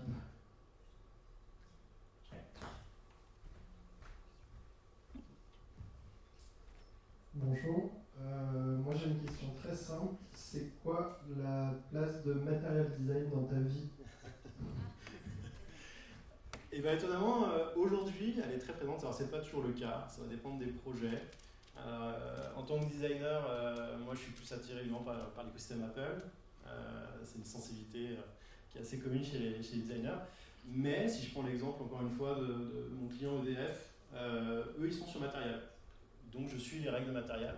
On parle tout à l'heure de guidelines, c'est-à-dire qu'on a une documentation sur matériel qui nous explique comment en fait à quoi doit ressembler un bouton, à quoi doit ressembler une liste d'éléments.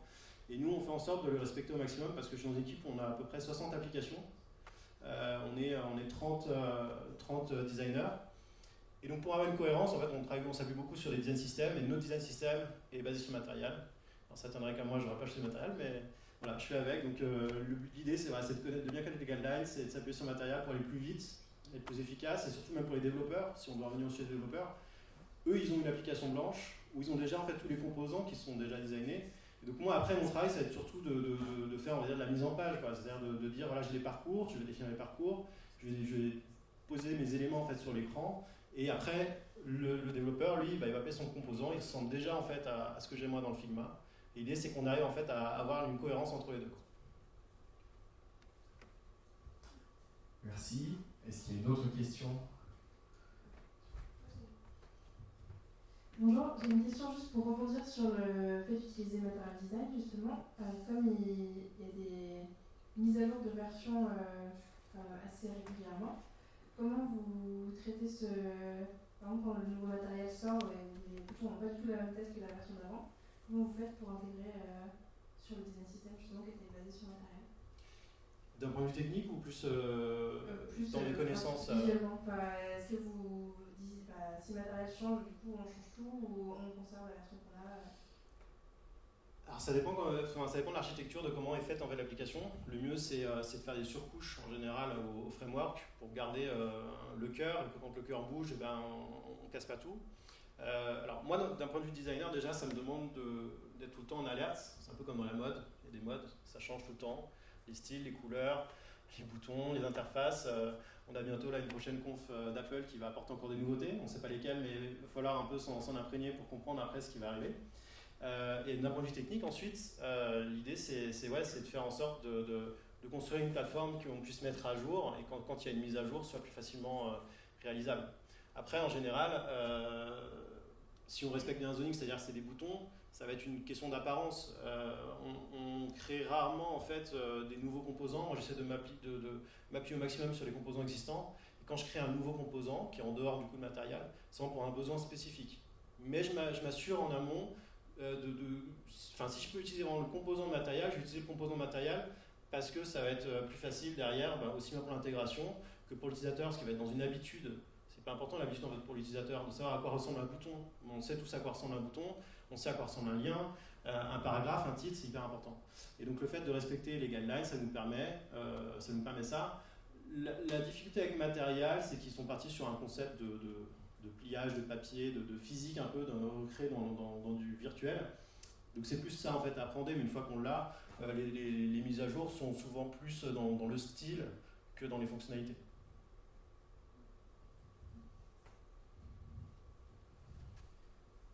Très bien. Si on n'a pas d'autres questions précises sur le sujet design, on va remercier Hugo. Merci beaucoup pour ta présentation.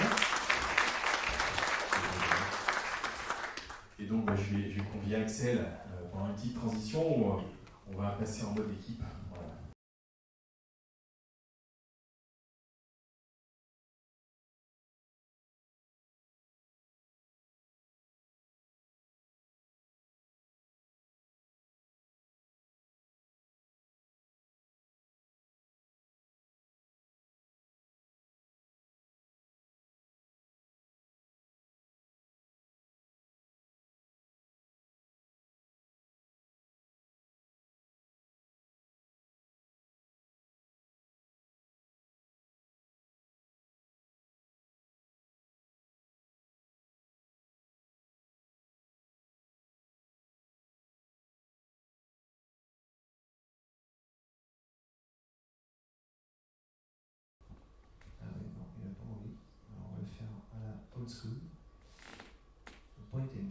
avant de passer à la QA, en fait, je vais vous demander, est-ce que vous avez aimé, mais je vais vous demander d'une manière que vous n'avez jamais fait, je pense.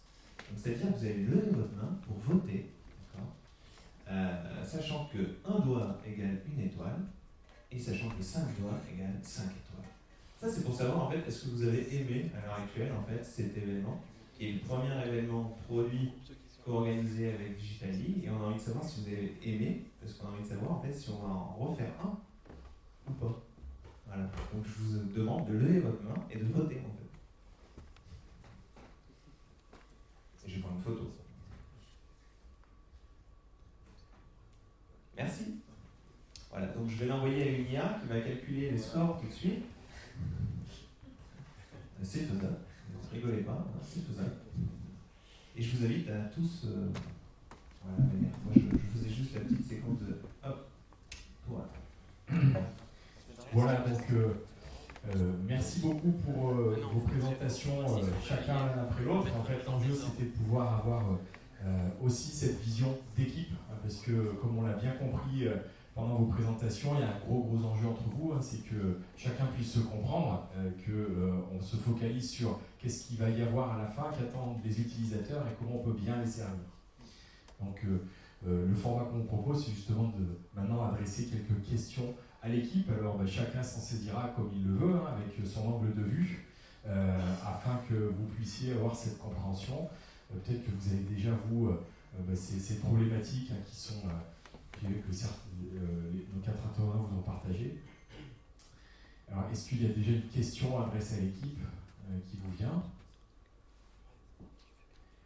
Moi, pendant qu'il parlait, j'en ai noté une qui était intéressante, parce que chacun vous parlait d'outils à votre niveau, et puis vous n'avez pas parlé d'un outil global qui permettrait à chacune des parties de collaborer. C'est un peu un méta-outil. Voilà, donc quel outil vous conseilleriez à différents acteurs d'un produit pour se comprendre et en gros recenser l'ensemble des infos que vous collectez? Alors merci pour la question. Le but c'est qu'on puisse tous répondre et se partager la badge. Donc pareil, si vous avez envie de répondre, vous dites. Donc ouais, nous on utilise beaucoup Miro pour communiquer en équipe produit. Parce que c'est assez flexible et sur un seul plan en fait, mais en même temps on peut descendre dans l'infini et l'au-delà, façon de parler. Dans le détail, donc c'est-à-dire qu'on garde tout sur un seul plan. Moi j'essaie de garder tout à la même échelle. Un produit égale 1 Miro chez moi quasiment. Après ça dépend, mais j'aime avoir 1 Miro par produit, par SaaS, parce que vu qu'on en a plusieurs, il faut les gérer. Autant vous dire qu'avec une petite équipe, parce qu'on n'est que 5, il faut gérer quand même, quand on travaille sur plein de SaaS en même temps. Nous le changement de contexte nous coûte très cher, donc on va être très rapide là-dessus. Donc Miro est très bien, et après c'est vrai que je suis d'accord, ça manque un peu. En fait, depuis que Miro intègre par exemple des tâches Jira, je vais sur Jira, je fais copier-coller l'URL, j'ai directement le lien depuis Miro, donc je peux structurer, avoir une vue visuelle de tous mes éléments.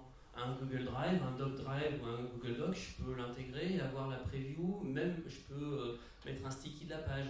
Un tableau de bord Metabase, je peux faire le screenshot qui rafraîchit tous les jours automatiquement. Donc en fait, ça permet d'avoir un endroit où on collecte tout, il y a tout qui est rangé. Le plus dur, c'est comme on est tous en commun, c'est le ranger. Comme tout espace en commun, que ça reste propre. Et c'est pas une mince affaire. Ouais, je suis complètement d'accord. Effectivement, en plus, on avait utilisé Miro avec Axel sur un projet. Et effectivement, non, c'est vraiment puissant. Après, le souci, c'est de le faire accepter par les clients. Moi, je sais que dans les grosses entreprises avec lesquelles je travaille, en fait, souvent, on n'a pas trop le choix de quel outil on va pouvoir leur imposer. On peut même rien leur imposer du tout. Mais effectivement, Miro, ça avance bien. C'est juste, moi, je pense que Miro, ça pourrait être sympa. Ce qui manque, il faudrait avoir une tablette avec un stylo. Ça vraiment le truc. Mais je sais que toi, Axel, t'as ça toujours sous la main. Non, vraiment, c'est marrant parce qu'on revient sur cette idée du dashboard toujours. Je fais un focus dessus. C'est vraiment cette idée qu'on est tous sur une espèce de tableau et on peut dessiner et autres. Moi, je me souviens avoir proposé un équivalent en fait lors d'une formation. Pour une formation aussi, c'était très sympa. Où les gens, en fait, justement, prenaient des screenshots, les rajoutaient sur le dashboard et comme ça permettait de voir un peu ce que chacun faisait et avoir un souvenir, un event store, donc très sympa. Et moi je déteste Miro. Quand j'ai un PO ou un PM qui vient et qui dit tiens voilà Miro, avec on a posé des post-it sur Miro pour donner un peu une idée de ce qu'on voulait. Je sais qu'en général c'est le bordel, et moi j'aime pas quand c'est le bordel, donc ouais, non, en fait c'est un peu dommage parce que, enfin c'est un peu bête parce que Figma c'est un peu la même chose, ce que j'utilise tous les jours moi Figma, mais Figma c'est rangé, il y a l'auto-layout, tout est droit, et Miro j'y arrive pas, faut dézoomer, on peut très zoomer, donc enfin je comprends l'outil, c'est hyper intéressant, mais en tout cas moi pour mon métier j'ai beaucoup de mal, je devrais peut-être plus faire l'effort personnellement, mais j'ai beaucoup de mal. Moi il y a toutes les opinions. Ouais. Ouais, un petit point pour relancer parce que je suis d'accord avec lui. Moi, je suis un contrôle maniaque freak du rangement. Voilà, j'aime bien que c'est rangé. Quoi.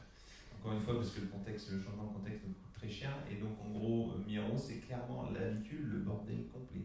D'accord, c'est le chaos. Voilà. Mais voilà, il faut être un petit peu stressé. Il faut mettre un framework, il faut mettre tout de suite des templates en marche et il faut mettre des règles de base. Sinon, il ne faut pas utiliser Miro. En fait. Sinon, ça va devenir le garage que vos parents doivent ranger depuis 30 ans, mais qui n'ont jamais rangé. Alors moi, c'est le cas de mes parents. 4 personnes. Notre Miro, il était comme ça hier. Ouais. C'était ça, hier c'était le chaos. Alors, c'était le chaos hier parce que, bon, on a travaillé quoi. Et après, une journée, c'était fait. Maintenant, il est plutôt propre. Ouais. C'est l'atelier en fait. L'atelier, il faut le ranger, le balayer en fin de journée.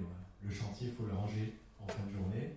Donc voilà, même si on a un outil super de collaboration, il faut s'astreindre des règles, avoir des règles en commun. Donc c'est du bon sens, mais il faut l'appliquer même si l'outil est user-friendly. C'est ça, les règles de travail en commun.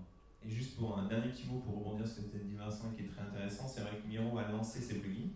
Donc il commence à avoir des plugins et widgets qui sont interactifs de base en fait. Donc par exemple sur la data, vous pouvez lancer, vous allez voir la data, etc. Et vous pouvez aussi développer vos propres plugins en fait. Donc nous on développe nos propres plugins pour arriver à faire ce qu'on veut plus vite aussi, de manière collaborative. Voilà. Une réaction là-dessus, il y a certains qui utilisent des outils similaires, qui collaborent avec des outils différents. Ouais.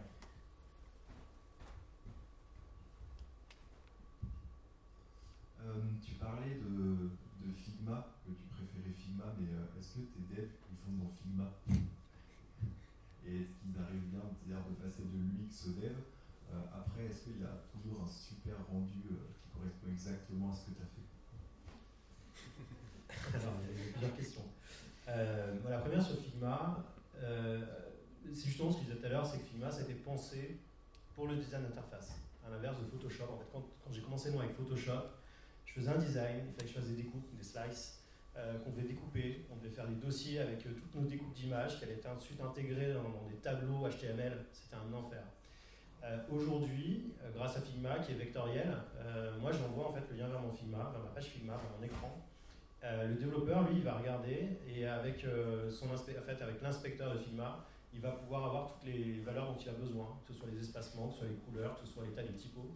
Il n'a pas besoin de moi. Ce que je disais tout à l'heure, c'est que honnêtement, une fois que mon design est livré, si le développeur revient vers moi, c'est plus pour valider ce qu'il a fait, et dans ces cas-là, on fait des petites corrections s'il y a besoin.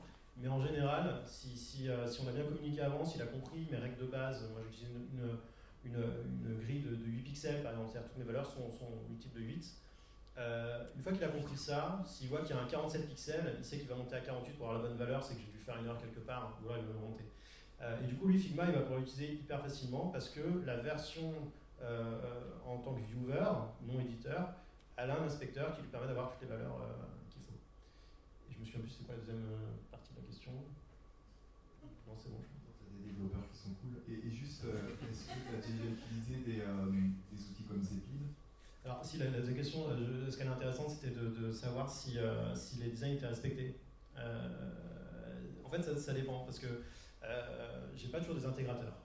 Sur des petites équipes, des fois j'ai des équipes de 3 personnes où il y a le fondateur qui va être souvent celui qui fait un peu tout, c'est-à-dire qui fait du commercial, il va chercher de l'argent, il fait tout ça. Il y a le CTO qui va être là pour faire toute la partie technique, donc il va faire du back, il va faire du front, il va faire la base de données, il va faire la NICIS.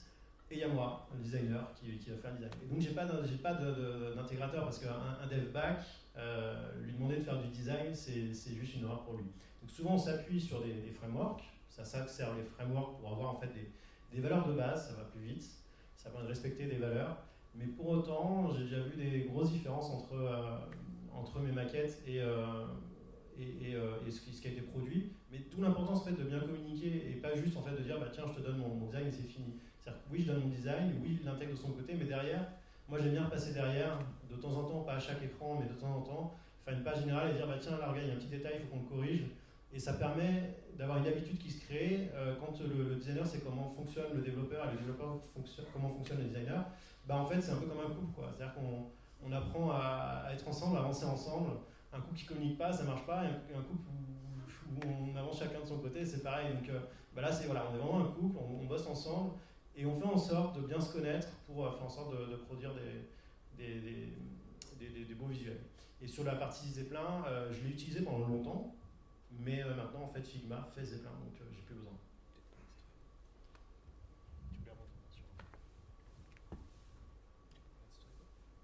Ouais, je rajouterais, en fait, nous on utilise beaucoup, j'utilise beaucoup Storybook en interface entre Figma et le code. Avant l'application, en fait, ça nous donne une application bac à sable où chaque composant est documenté et en fait c'est le composant final, donc super rapide à intégrer. Je trouve que c'est le bon chemin entre le design et l'application. Je vais rajouter un petit peu, parce qu'en fait le problème donc, ça passe en design, on a des écrans, on a des maquettes, c'est dans Figma. Ça passe en delivery, ça passe en dev, les devs intègrent, et souvent, la réalité, il n'y a pas de QA, souvent. Nous on en fait, de base, mais c'est vrai que souvent c'est pas le cas. Et quand il y en a, souvent c'est le PM qui doit le faire, la QA. Quand il est capable de le faire sur le fonctionnel, il n'est pas forcément sur le design. D'accord. Donc souvent en fait ils ne savent pas quand le faire. J'ai vu ça aussi dans les grandes équipes, j'en parlais avec Blue. C'est compliqué parce que le designer ne sait pas quand il doit regarder en fait. Est-ce que c'est bon là, tu as assez développé, enfin, voilà. Vu que tout était devenu un work in progress constant en fait, c'était le PDG je crois de Figma, un des deux cofondateurs qui en parlait. C'est une vidéo, vous pouvez regarder YouTube, work in progress tout le temps quoi, en gros. Mais c'est vrai. Donc moi je pense que la solution aussi est dans, faut avoir de la QA quoi. Parce que clairement on peut pas tout voir. Nous on en a fait 100 fois et pourtant on a une équipe qui se connaît, qui se parle, enfin voilà. Concrètement, il y a toujours une grosse différence entre l'expérience qu'on a pensée et l'expérience qu'on arrive à produire. S'il n'y a pas de QA, ça se voit quoi, en fait. Et il faut avoir une QA à la fois fonctionnelle et à la fois visuelle en fait. Voilà, avant de livrer. Parce que le but c'est d'arriver à livrer en fait une expérience. C'est pas de livrer du code, c'est pas de livrer du fonctionnel, c'est pas de livrer un design. C'est l'expérience qu'on doit jauger. Et c'est pas la même, parce que l'expérience, même une IA en fait, elle vous répondra pas parce que c'est émotionnel en fait. C'est comment vous avez senti le truc. Voilà. Je te remercie. Même je rajouterais en fait sur ce que tu as dit là, tout à l'heure sur le fait que c'est important de discuter avec le gars qui va utiliser ton travail. Parce qu'il y a un lien qui se fait. Et ça fait, je trouve moi que ça fait vraiment lien avec ce que j'expliquais tout à l'heure, avec la donnée. C'est-à-dire qu'à un moment, si on commence d'intéresser l'autre et que lui il nous fait des feedbacks, même sur des petits détails, ça permet de créer une communication qui va en fait porter des fruits plus tard et vraiment faciliter les choses en fait. Donc je trouve que c'est vraiment une démarche qui est c'est intéressante, qu'on le retrouve partout en fait. Et c'est un sujet donc, sur lequel je rebondis, puisque là on parle on se projette sur comment on intègre les acteurs de l'équipe, mais les utilisateurs, puisque vous en avez tous parlé à un moment, en fait, c'est à quel moment vous allez chercher les infos des utilisateurs pour les comprendre. Est-ce que vous faites ça de manière permanente? Est-ce qu'il y a un moment précis dans vos travaux où vous en prenez compte? Voilà, est-ce que vous pouvez nous relater cette partie-là? Alors, moi je peux vous répondre. Nous, ce qu'on fait, on fait de la discovery. Alors, ça dépend des projets, parce que ça dépend aussi des budgets, ça dépend, enfin voilà. Mais on fait de la discovery en amont pour savoir en fait quelles sont les opportunités en fait qu'on a avec les utilisateurs. C'est pas quelque chose. La plupart des PM veulent faire des discovery mais n'ont pas le temps parce qu'ils sont trop pris dans le delivery en fait. Donc ils sont trop en train de, faut faire, faut produire, faut livrer. Ils n'arrivent pas à faire les discovery. Or en fait, là où on peut, je pense vraiment. Là où il y a le plus gros magot, entre guillemets, en penser investisseur produit plutôt que penser production, usine, produit, c'est là-dedans en fait. Parce que le unknown, ce que vous ne savez pas, il est là en fait. Donc votre potentiel, et si vous allez le chercher, et que votre concurrent ne va pas le chercher, vous avez un temps d'avance en fait. Donc le plus facile en fait c'est ça. Après, donc toujours en fait, dès qu'on va commencer à travailler sur une opportunité, on va questionner les utilisateurs en amont, ce qu'on appelle discovery. Et après, on va faire sur un prototype, on va faire des tests utilisateurs. Des gens comme Intercom font ça aussi. Ils vont faire des protos, ils vont tester. Moi, je me suis fait tester, j'aime bien faire des tests avec les SaaS que je paye, j'en paye pas mal. Et en fait, ils vous font tester en fait, alors qu'ils n'ont rien livré. Hein. Donc, ils sont en pré-bêta, hein, d'accord, alpha, enfin, comme vous voulez. Donc, on ne sait pas shipper, mais ils vous font tester à vous et ils vous demandent. Moi, je conseille même sur des petites équipes, même sur des petits budgets, de le faire.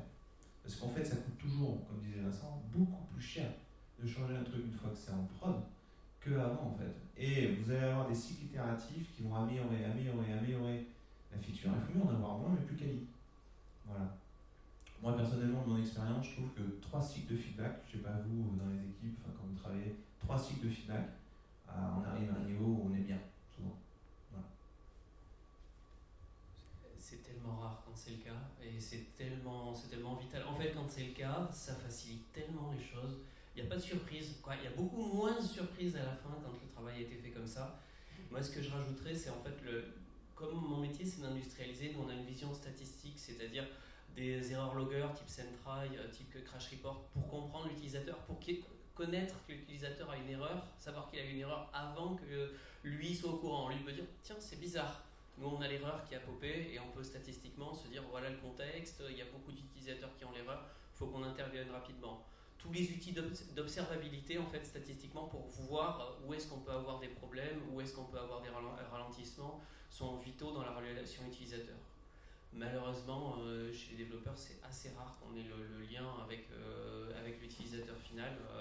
On observe des cohortes, sauf quand on fait du support. De toute façon, non, moi je suis bloqué sur Streamlit, là maintenant c'est fini.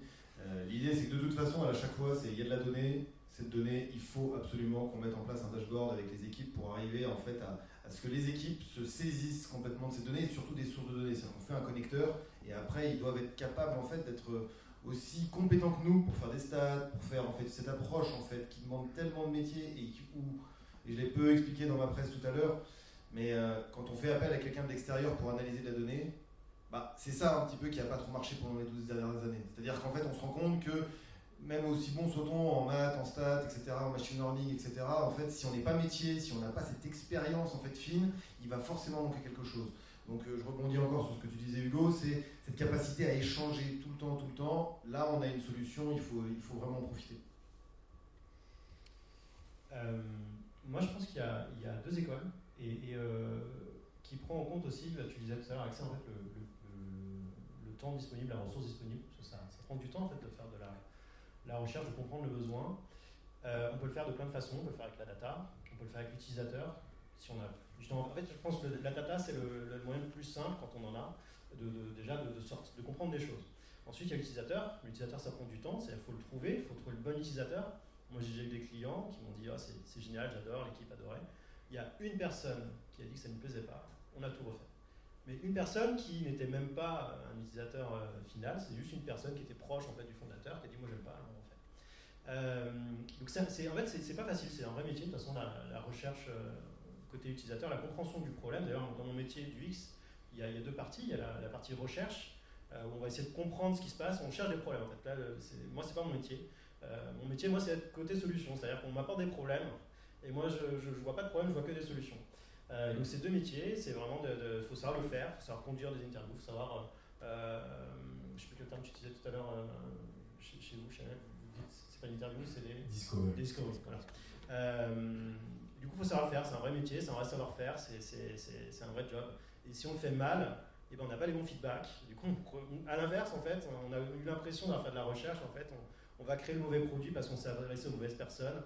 On a mal trié les retours et ça aide pas. En fait, le terme qu'on utilise dans notre jargon, c'est le biais. Ça, c'est quelque chose, ces 10 dernières années, on a de la bonne data et puis en fait, par exemple, des retours utilisateurs et en fait, il y a du biais partout et du coup, on fait des conclusions, on part dans la mauvaise direction et après, c'est à qui la faute.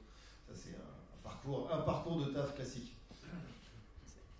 Je rajouterais, nous en fait on a un terme, on appelle ça l'expert métier. Souvent c'est un représentant, c'est pas le client, mais c'est qui la personne qui comprend suffisamment le métier et qui est capable de s'exprimer sur ce métier.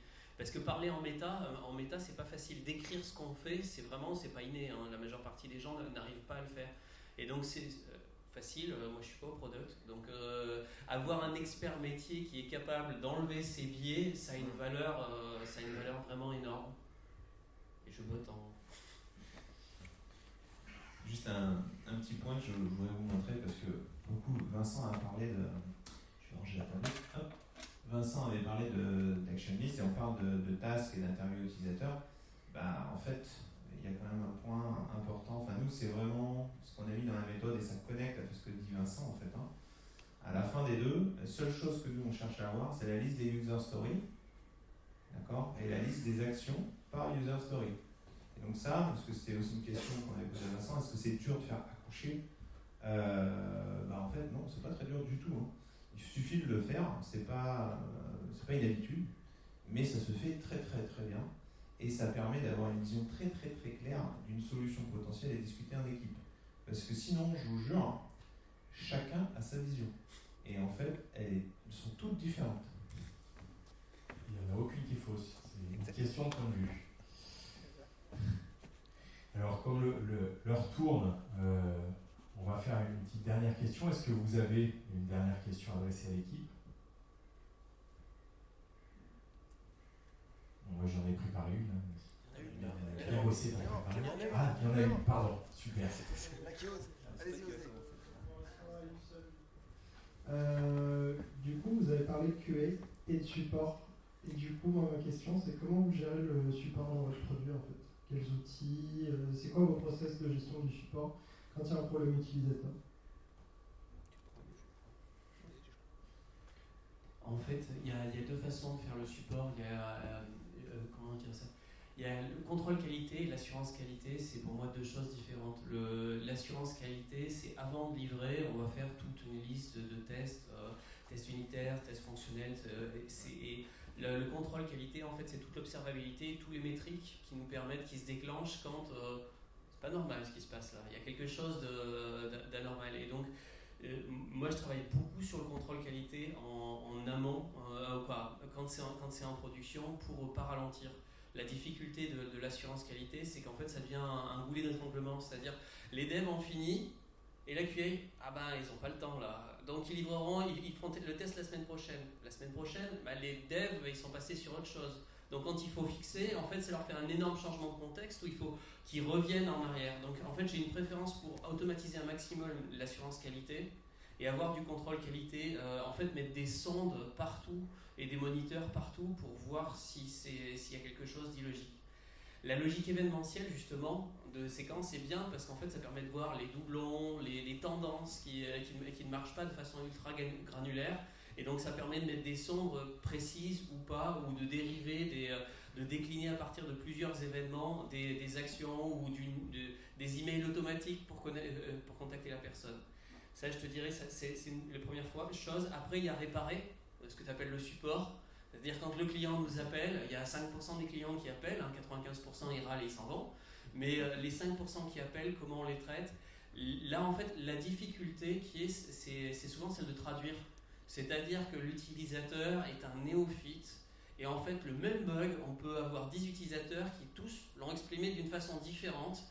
Et si on ne le raccroche pas à un processus métier, à une feature, à un parcours utilisateur, en fait, c'est l'enfer.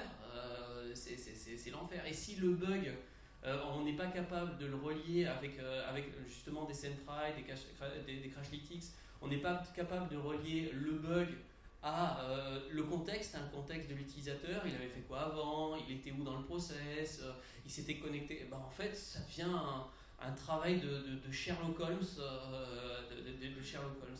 Donc en fait, je te dirais l'importance d'avoir le process utilisateur et que ce process utilisateur se retrouve dans les outils de bug report et dans les outils de log est vital pour streamline le process et qu'un support niveau 1 soit capable déjà d'intervenir. Je te rajouterai un dernier point, moi, un truc mais vraiment, j'ai trouvé ça a changé notre vie, c'est Retool. En fait, on fait des outils d'admin, mais ultra rapides, qui permettent de faire des patchs. Donc en fait, il y a des bugs qui arrivent et qu'on ne va pas fixer tout de suite, mais l'utilisateur est semi-imboulé, ou plutôt on aurait dû prévoir que c'était un boulet à cet endroit-là. bah, en fait ça permet à un support niveau 1 de cliquer sur un bouton et de réparer un problème. Retool, c'est un outil no-code qui permet de faire des interactions avec la base de données ou de générer des événements très rapidement. Je crois que j'ai fait. Sur le côté QA, donc assurance qualité, nous, comment on gère? On va le gérer avec un task management system, rien de plus compliqué. On a aussi un autre outil pour écrire en fait toutes les procédures de test, potentiellement. Mais je suis aligné avec Vincent, comme quoi faut automatiser tout ce qui est automatisable.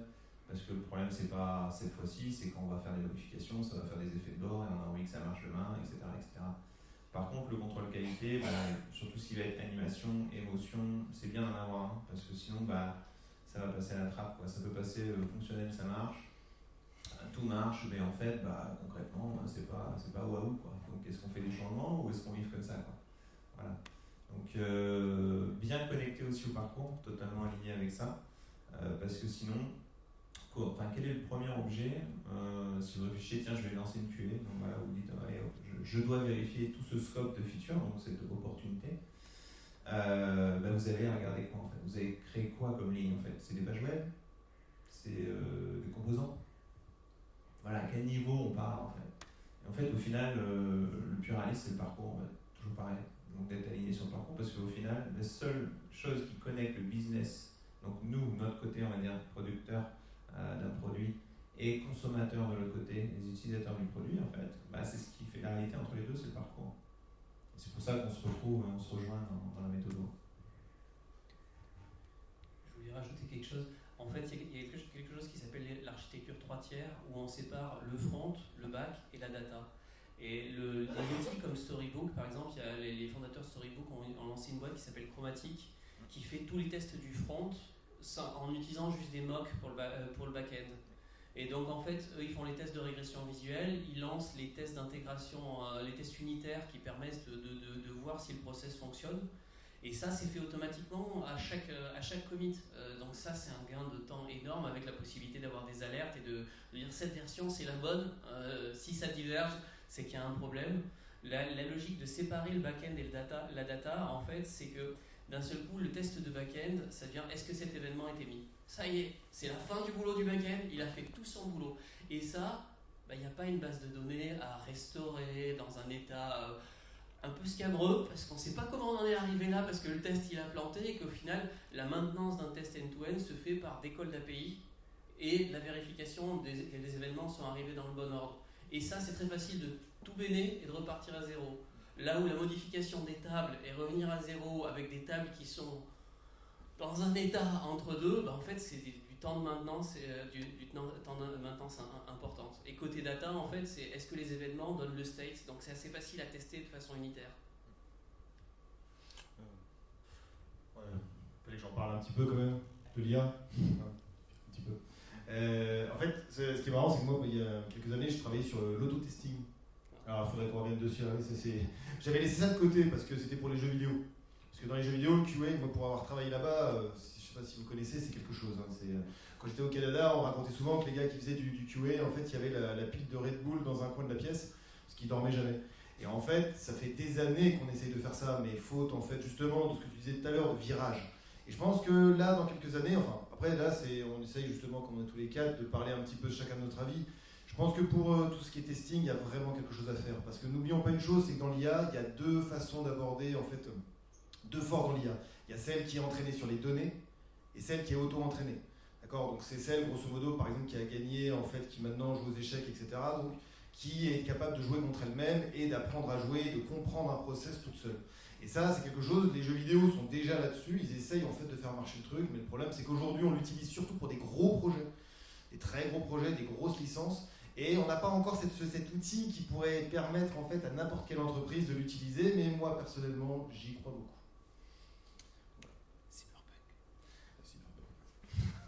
Non, c'est vrai, il y a un jeu qui s'appelle. Ça s'appelle comment déjà? Non, c'était pas celui-là que je pensais, c'est Dragon Age, où en fait ils ont utilisé un truc qui s'appelle World Tester.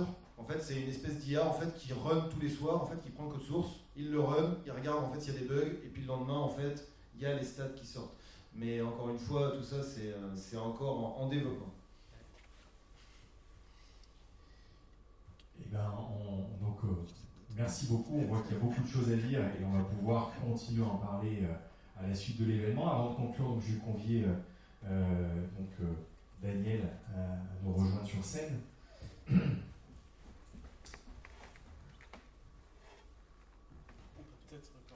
On peut applaudir nos intervenants, bien sûr. Là, on a plein de choses à partager par la suite. Et puis, il y a quelques mots de la fin. Donc, je te cède le micro, Daniel. Super, merci beaucoup. Donc, moi, je suis Daniel, je suis le délégué général de Digital League. On est une association qui regroupe aujourd'hui 450 entreprises du numérique en Auvergne-Rhône-Alpes. C'est une association 1901, donc c'est des chefs d'entreprise, des bénévoles. Moi, je dirige une équipe de 15 personnes, de 15 permanents. Nous, on est là pour faire en sorte que des événements comme ce soir se produisent. En gros, que collectivement, vous ayez les bonnes infos, les bons contacts, que ça vous aide à vous développer, à ne pas faire trop de bêtises, à limiter vos risques, on va dire ça comme ça, et que ce soit cool et sympa. Donc, il y a un petit cocktail après. C'est important, vous pourrez aussi continuer à poser toutes les questions que vous voulez, puisqu'ils sont encore là. Donc ne partez pas tout de suite, ce moment-là est important. Juste ce qu'on voulait rajouter, c'est que pour les gens du produit notamment, c'est important chez nous, on a un club de product owners. Donc des clubs, on en a une dizaine par métier ou par thématique. On a un club de product owners qui se réunit tous les mois en visio. Et aujourd'hui, il y a à peu près 110 product owners dans ce club. Et ce club, il choisit lui-même ses sujets et puis il y a des échanges. Donc comment on mesure la performance, comment on teste, comment on organise ta discovery, etc. Et donc ce club, il est facilité par 2 personnes, donc par Axel qui est là. Voilà, donc merci Axel. Et aussi par Adrien Grand, qui était le responsable produit de Ubi Transport et qui a son compte maintenant. Donc voilà, c'est 2 façons d'animer différentes, c'est super cool. Collectivement, il y a le 19 et le 20 juin une formation à Lyon pour les product managers, donc c'est un niveau un peu avancé sur 2 jours avec une boîte qui s'appelle TIGA. Donc c'est des choses qu'on peut faire en collectif. Une entreprise toute seule dans son coin ne viendrait peut-être pas faire venir des formateurs de TIGA pendant 2 jours. Il reste des places, si ça vous avez envie de vous inscrire, contactez-nous, il reste 2-3 places sur un groupe de 15. En collectif, on va aussi, c'est là qu'on s'est rencontrés, Axel, l'année dernière. On a quelques missions internationales, donc on retourne à SaaStr à San Francisco au mois de septembre. Le truc qui est cool, c'est que la région Auvergne-Rhône-Alpes prend en charge 50% de vos frais. Et l'autre truc qui est cool, c'est qu'on fait du rooftop, on fait des choses sympas, on assiste à des conférences. Non, mais plus sérieusement, c'est aussi l'occasion d'avoir des échanges entre vous dans un contexte différent. Ça peut être vraiment très sympa. Donc voilà, nous on est là pour vous proposer en fait un environnement qui est sympa, qui est facile, pour que vous puissiez monter en compétences, échanger entre vous. Donc, pour ça, il faut que vos entreprises adhèrent à Digital League. C'est une petite formalité, mais on vous incite fortement à le faire. Il y a peut-être un début de communauté produit à Clermont, je ne sais pas. Ce sera à vous de voir si vous avez envie de faire des choses. Est-ce que nous, Digital League, on pourra vous faciliter un petit peu la vie? Voilà, si quelque chose qui se passe ou pas, c'est bon, c'est entre vos mains. Et voilà, moi je voulais tous vous remercier encore vraiment chaleureusement. C'est super. Remercier aussi les chefs d'entreprise qui sont bénévoles. Je ne sais pas si Laurent Laporte est encore là ou s'il a dû partir. Voilà. Mais vous remercier vraiment pour ça. Et surtout, venez profiter du cocktail après. Je te repasse la parole, j'ai parlé trop longtemps. C'est ma marque de fabrique. Merci Daniel. Voilà, quelques mots de la fin de Axel avant qu'on se retrouve. Merci Daniel pour cette présentation. Alors, moi je tenais à remercier en fait tous les speakers, déjà, parce qu'ils sont venus. Ils ont pu arriver, donc comme l'a dit Clément, il y en a qui n'ont pas dormi, il y en a qui, voilà, bon, je ne dirai pas encore qui est qui, même si je sais, je crois savoir. Donc ça c'est le lien de la conférence, donc c'est le lien du numéro en fait, donc je vous invite à le télécharger. On vous l'enverra dans tous les cas, mais voilà, c'est le lien, vous aurez toutes les presses en fait. Il est rangé le numéro. Je suis rangé, je les ouvre. Il est rangé, quoi. Enfin, il est un peu dérangé parce qu'il y a... Non, il est beaucoup mieux rangé qu'hier soir. Et donc je vous invite à le prendre. On vous l'enverra dans tous les cas. Je tiens encore à remercier tous ceux qui nous ont aidés en fait à créer cet événement. J'espère que c'est le premier, mais que ce ne sera pas le dernier. Parce que pour moi, je pense que le sujet du produit est un vrai sujet. Comment créer quelque chose ensemble qui nous dépasse. On a besoin de différence en fait pour être innovant. Ça marche comme ça. Merci à Clément, merci aux connecteurs d'être présents, merci à Daniel et à Digital League. Donc merci à tous ceux qui nous ont aidés. Laurent Laporte aussi nous a soutenus par sa communication. Voilà, donc merci à vous de nous soutenir et merci à vous de networker juste après. Et voilà, je continue pour finir. On a une petite newsletter pour les SaaS Product Founders. Donc si vous êtes Product Founder SaaS, inscrivez-vous. On vous enverra des trucs gratuits. Voilà. Je vous invite et vous l'aurez dans la presse, pareil. Je laisse 2 secondes pour que les gens puissent prendre la photo, parce que j'ai vu que, attention, ça dégueule. Et le dernier point, donc, le petit cocktail. Alors, le principe du cocktail, c'est qu'on network, qu'on échange. On ne parle pas forcément qu'avec nos pairs, mais aussi avec d'autres gens. Enfin voilà, c'est un peu le concept de créer tous ensemble. Donc, comme vous l'avez compris, vous avez un petit badge de couleur qui vous représente normalement. Et comme ça, c'est plus facile de voir en fait qui est qui, enfin quelle typologie. Voilà. J'espère que ça vous a beaucoup plu. Est-ce que vous voulez faire un petit tapé dans les mains pour finir?